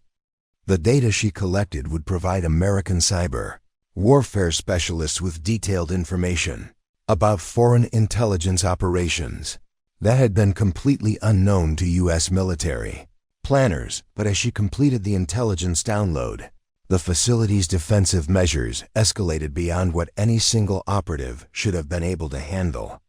Additional security teams had arrived from nearby installations, patrol boats were converging on the island, and helicopter-based reaction forces were en route to the facility.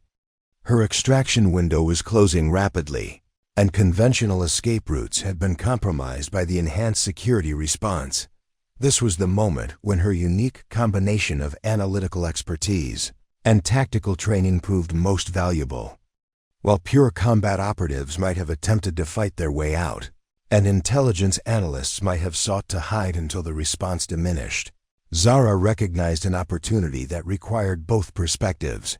Facilities' cyber warfare operations had made them dependent on sophisticated communication systems that connected them to regional command networks. If those communications could be disrupted at the right moment, the enhanced security response would lose coordination and create opportunities for extraction that wouldn't otherwise exist. Using her technical expertise, she accessed their communication networks and implemented a systematic disruption protocol that would cascade through their entire regional coordination system. The cyber attack she initiated would not only cover her escape, but would also cripple their operations for weeks while revealing the extent of their network to American intelligence services. As communication systems throughout the region went offline, the coordinated security response began to collapse into confusion and conflicting directives. Patrol boats lost contact with facility command. Helicopter response teams couldn't coordinate with ground security, and the facility's internal security systems lost their connection to external support networks. Zara used the communications blackout to reach her underwater extraction point, where she had positioned emergency equipment during her initial infiltration. As she prepared to enter the water, explosive charges she had planted in the facility's main computer center detonated, destroying critical hardware and ensuring that their cyber warfare capabilities would be offline for months. Swim back to her extraction vessel required navigating through patrol boats that were searching randomly rather than systematically, since they could no longer coordinate their sweep patterns. Her rebreather equipment allowed her to remain submerged for the entire extraction swim, surfacing only when she reached the recovery vessel positioned 12 miles offshore. Captain Webb was waiting aboard the extraction vessel, monitoring communications intercepts that revealed the scope of disruption her mission had caused. "Ghost 9, he said as she climbed aboard. "Preliminary assessment suggests you've neutralized the largest foreign cyber warfare facility in the South China Sea region." The mission debrief revealed that her intelligence gathering had uncovered threats that conventional intelligence had completely missed, while her tactical actions had eliminated capabilities that could have compromised American military operations throughout the Pacific. But more importantly, her performance had validated The Ghost Protocol concept that analytical expertise and combat capability could be combined to create operatives capable of handling missions that neither conventional special forces nor intelligence personnel could manage independently. The facility you infiltrated was considered impregnable by conventional assessment, Dr. Chun explained during the post-mission analysis. Previous attempts to gather intelligence on their operations had failed because pure intelligence approaches couldn't penetrate their security, while conventional special forces lacked the technical expertise to understand what they were seeing. Colonel Torres added his tactical assessment. Your ability to adapt the mission parameters in real time, shifting from intelligence gathering to direct action to cyber warfare, demonstrated exactly the kind of operational flexibility that Ghost Protocol was designed to develop. But the most significant validation came from Major Reese's strategic evaluation. This mission proves that personnel who have been systematically underestimated by conventional military hierarchy often possess exactly the capabilities that modern operations require. Your experience being dismissed as inadequate actually prepared you for operations that demand non-conventional thinking and adaptive expertise. As Ghost 9 reviewed her mission performance, she realized that her journey from overlooked analyst to elite operative had culminated in capabilities that neither role could have provided independently. Her analytical expertise had been essential for understanding the tactical environment, while her combat training had been crucial for mission completion. Under hostile conditions, the intelligence she had gathered would reshape American understanding of foreign cyber warfare capabilities, while her tactical actions had eliminated threats that could have compromised military operations throughout the region. But perhaps most importantly, her success had validated an operational approach that recognized excellence in forms that institutional BIS had taught the military to ignore. Ghost 9 had proven herself in the ultimate test of operational capability. The quiet analyst who had been dismissed as too weak for combat had single-handedly neutralized a strategic threat that conventional special operations teams had been unable to address. The transformation was complete.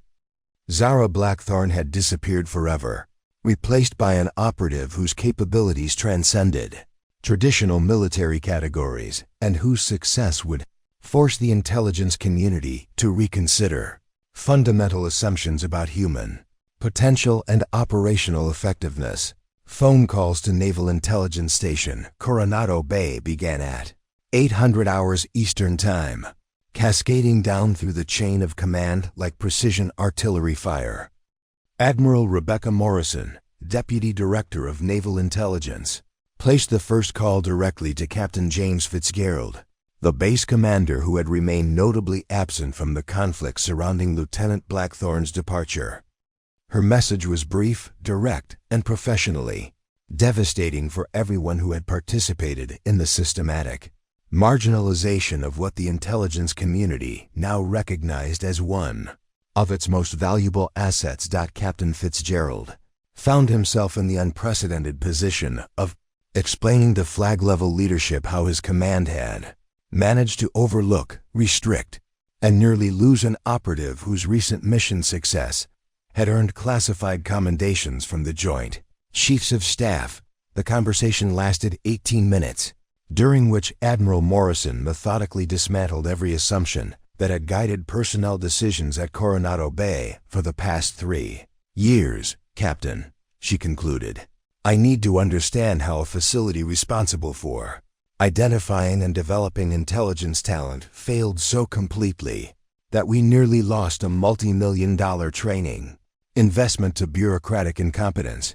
Within 2 hours, Commander Thornfield received a priority summons to report to Admiral Morrison's Pacific Fleet headquarters, where he would face questions about his leadership decisions from officers whose authority extended far beyond anything he had previously encountered.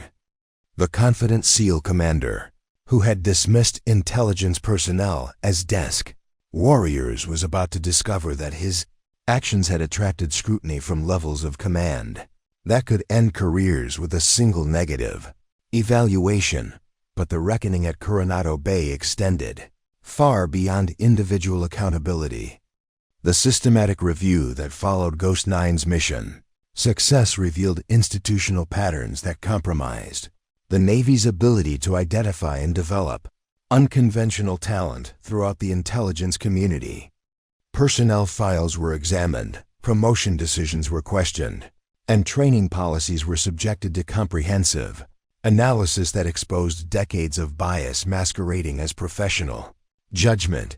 Lieutenant Commander Hayes received the first indication of how extensively the review would impact the base when she was contacted by the Inspector General's office, requesting detailed documentation of every personnel decision involving Lieutenant Blackthorne over the past 3 years. The investigation wasn't limited to recent conflicts. It encompassed her entire tenure at the facility and the systematic barriers that had prevented recognition of her exceptional capabilities. "Commander Hayes," said Captain Janet Walsh, the IG investigator assigned to the case, "I need you to walk me through the decision-making process that kept someone with Lieutenant Blackthorne's qualifications in junior analyst positions for 3 years, while less qualified personnel were promoted to senior roles." The question exposed the fundamental flaw in the base's personnel management. Hayes found herself unable to explain how someone with advanced tactical training, multiple language proficiencies, and exceptional analytical performance had been consistently passed over for advancement opportunities that went to personnel with conventional but inferior qualifications. The review process accelerated when Ghost 9's mission intelligence reached operational analysis teams throughout the Pacific Fleet.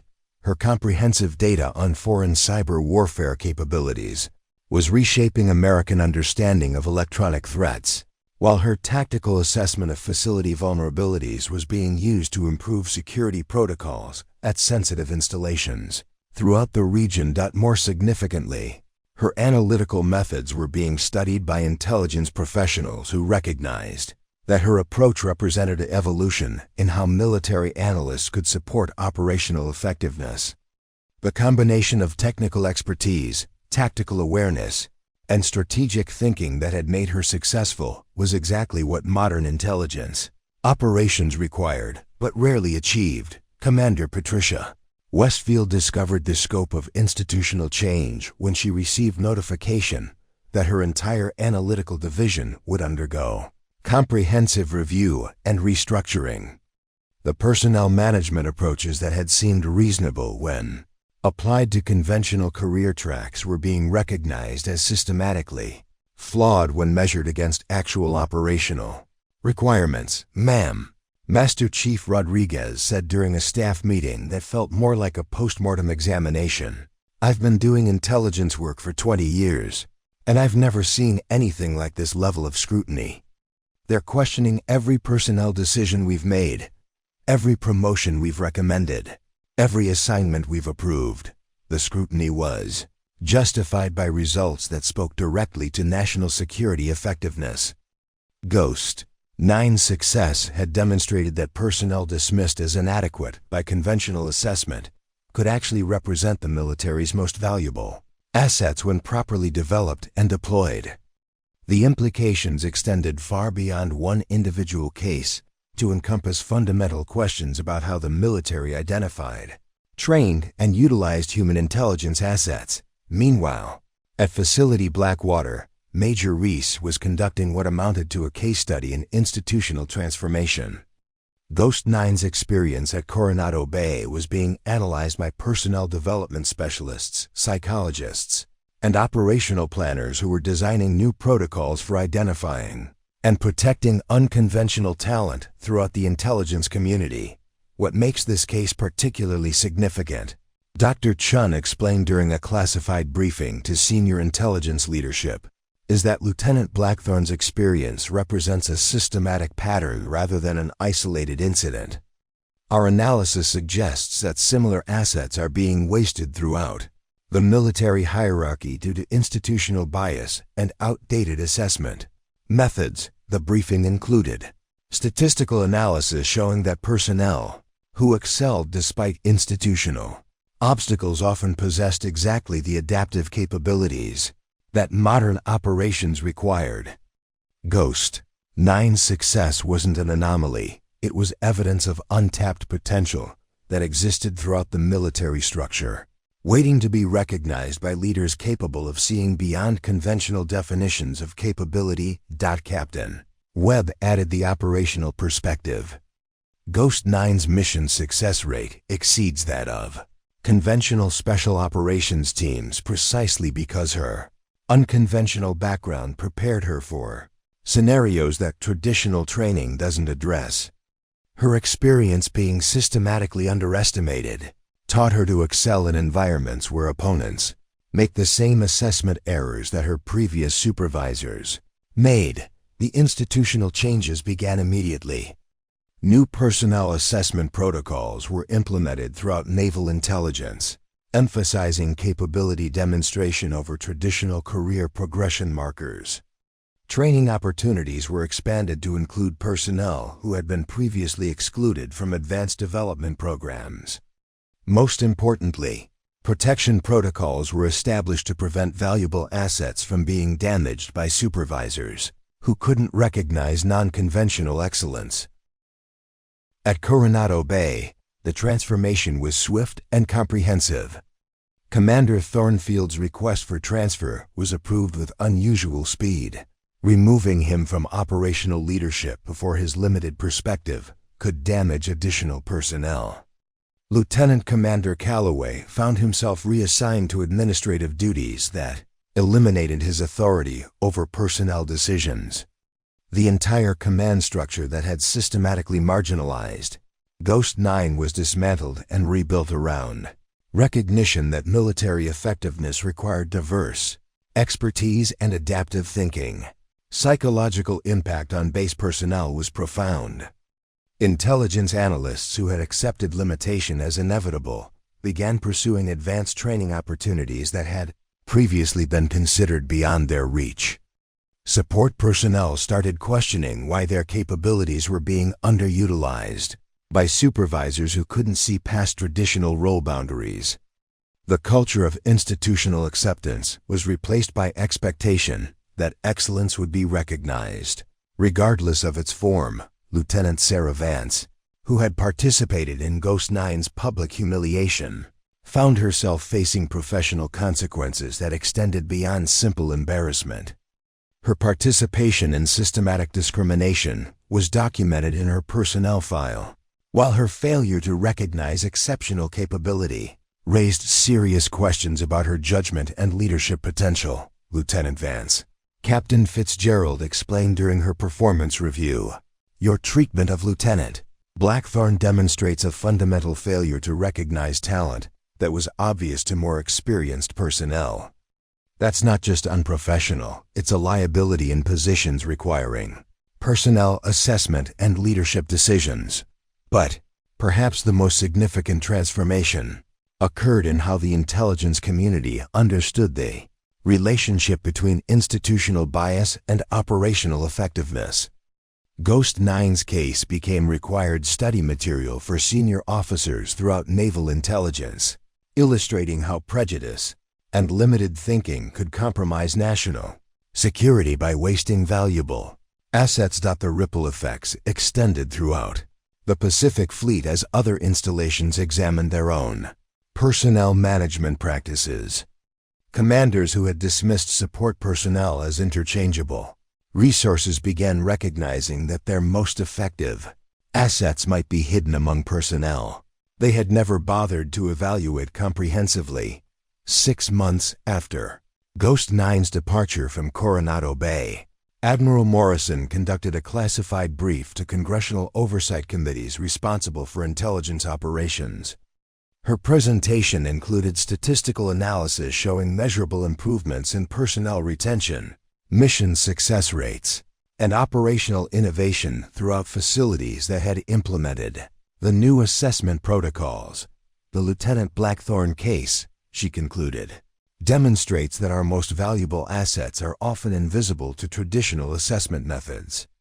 By implementing recognition protocols that identify capability regardless of its form, we've begun accessing human resources that were previously wasted through institutional limitation. The brief included classified footage from Ghost 9's recent operations, showing capabilities that exceeded those of conventional special operations teams, precisely because her background had prepared her for scenarios that traditional training couldn't address. Her success wasn't just personal vindication, it was proof that military effectiveness could be dramatically improved by recognizing excellence in forms that institutional BIS had taught leaders to ignore. In secure facilities around the world, Ghost 9's methods were being studied and implemented by intelligence professionals who understood that the quiet analyst from Coronado Bay had proven more than just her individual worth. She had demonstrated that the most dangerous assumption in military operations was believing that capability always announced itself through conventional channels and traditional career progression. The complete reversal was institutional as well as personal. The system that had tried to eliminate her had instead been transformed by recognition that its fundamental assumptions about talent identification and development were catastrophically flawed. Commander Thornfield's career had ended in administrative obscurity at a remote training facility in Alaska. Ghost 9's career was reshaping how the most advanced military in the world understood human potential and operational effectiveness. The quiet intelligence analyst who had been dismissed as too weak for combat had not just proven her critics wrong, she had forced an entire institution to reconsider everything it thought it knew about excellence, capability, and the hidden assets that might be waiting in plain sight. Throughout the military hierarchy, 2 years after her departure from Coronado Bay, the woman who had once been Lieutenant Zara Blackthorne stood before an audience of senior military leaders at the Naval War College, her uniform bearing insignia that most officers had never seen before. The lecture hall was filled with personnel from across the intelligence community, analysts who had been overlooked, support staff who had been underestimated, and commanders who were learning to recognize talent in forms they had never been trained to identify. Her presentation was titled, Operational Integration, Lessons from Unconventional Asset Development. Though everyone present understood they were witnessing something far more significant than academic discussion. Ghost 9 had become a case study in institutional transformation, proof that military effectiveness could be revolutionized by abandoning assumptions about where excellence was most likely to emerge. The greatest threat to operational security, she began, her voice carrying the quiet authority that came from proven capability rather than inherited rank, isn't foreign intelligence services or technological vulnerabilities. It's institutional bias that prevents us from recognizing and developing our most valuable assets because they don't conform to traditional expectations. The audience included several faces from her past. Master Chief Rodriguez, now heading the Navy's new talent recognition initiative. Lieutenant Commander Hayes, who had been promoted to oversee personnel development reform. And Lieutenant Sarah Vance, whose career had recovered after she completed comprehensive training in bias recognition and inclusive leadership. The most significant presence in the audience was a group of personnel who represented the direct legacy of her transformation. Intelligence analysts, communications specialists, logistics coordinators, and support staff who had been identified as potential special operations candidates through the new assessment protocols her case had inspired. Traditional military hierarchy assumes that the most qualified personnel will naturally rise through established career paths.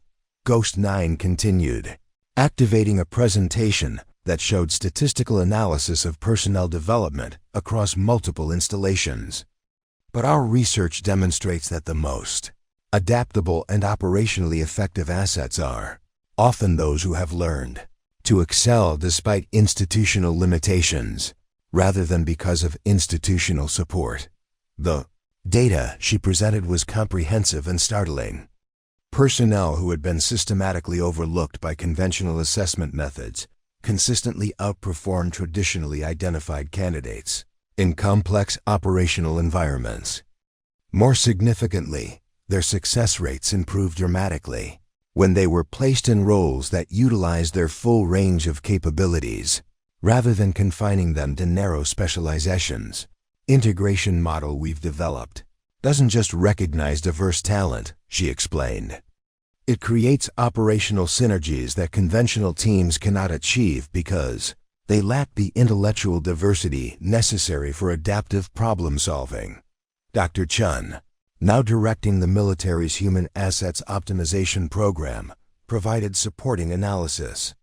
Personnel who have navigated institutional bias develop psychological resilience, strategic thinking, and adaptive capabilities that are essential for modern operations but difficult to teach through traditional training methods.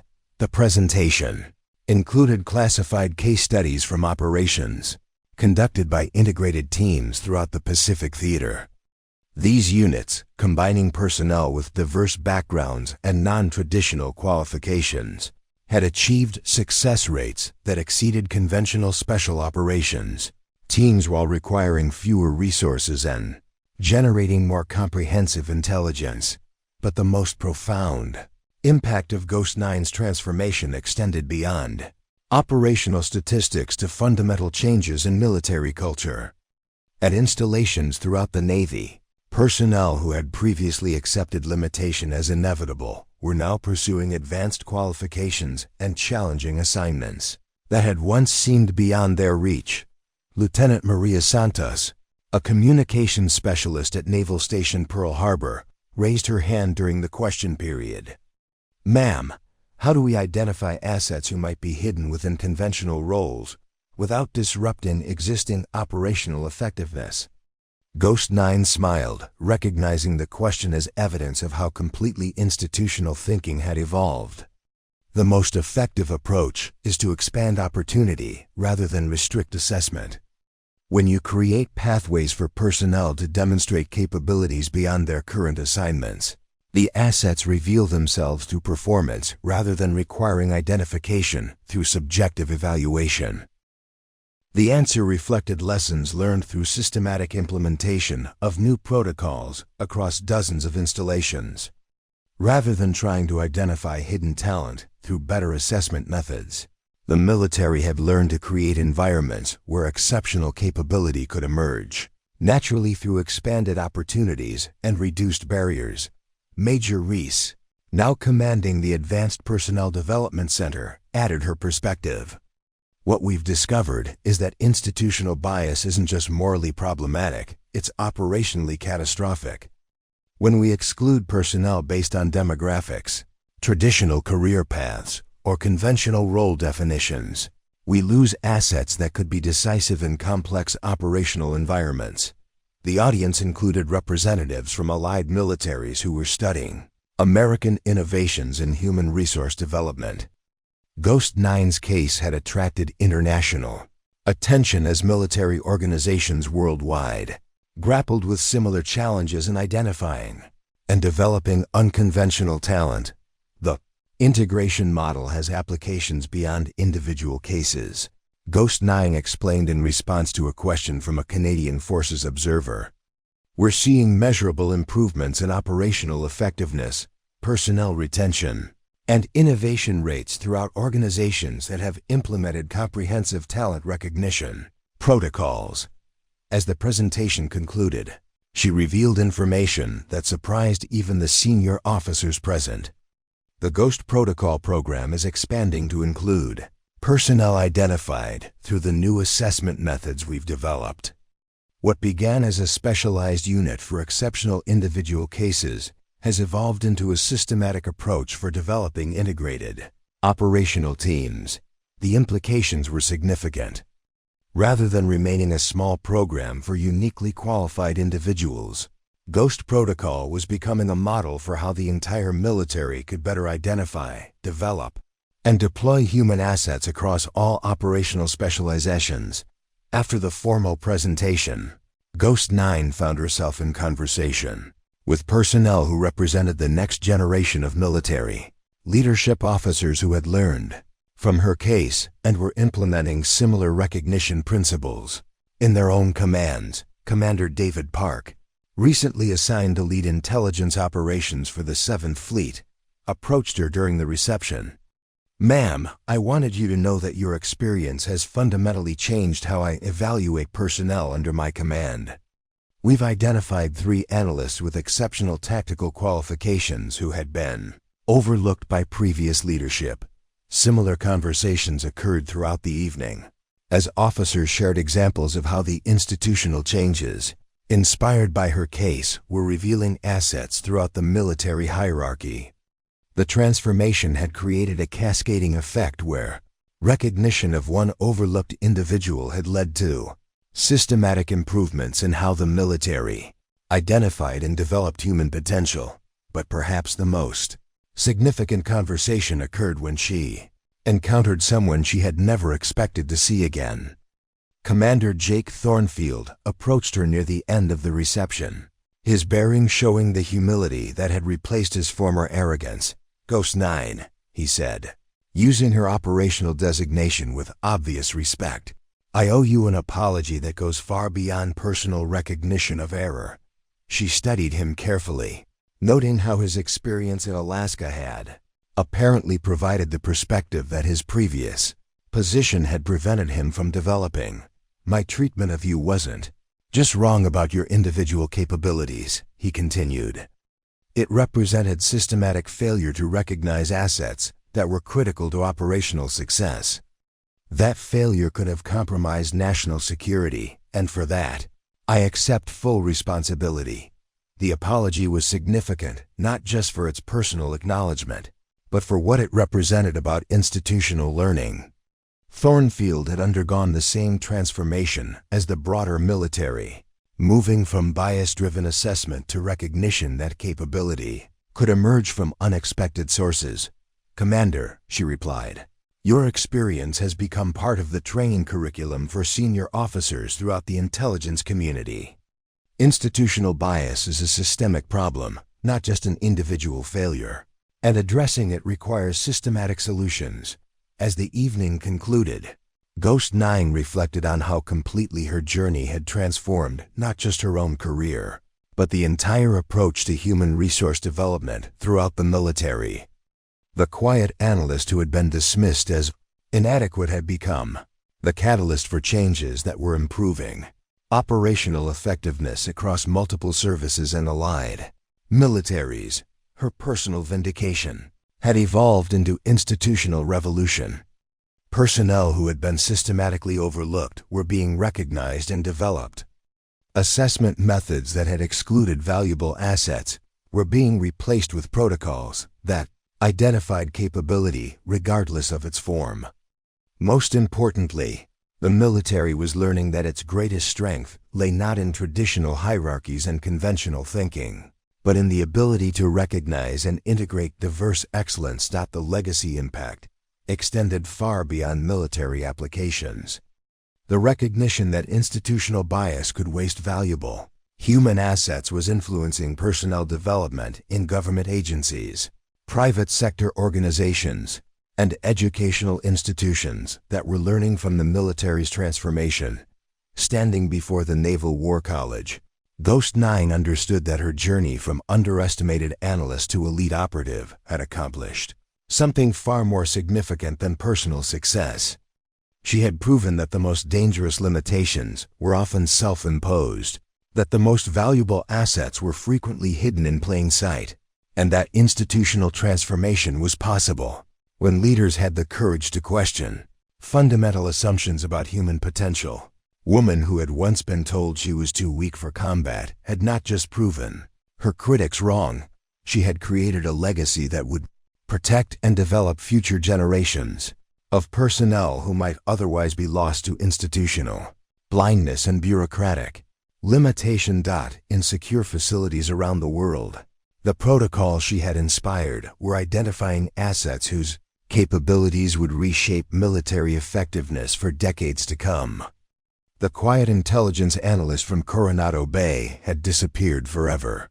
But her impact would endure as long as organizations existed that needed to recognize excellence in all its forms and develop human potential without artificial constraints.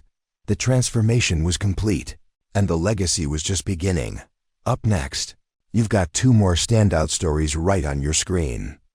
If this one hit the mark, you won't want to pass these up. Just click and check them out.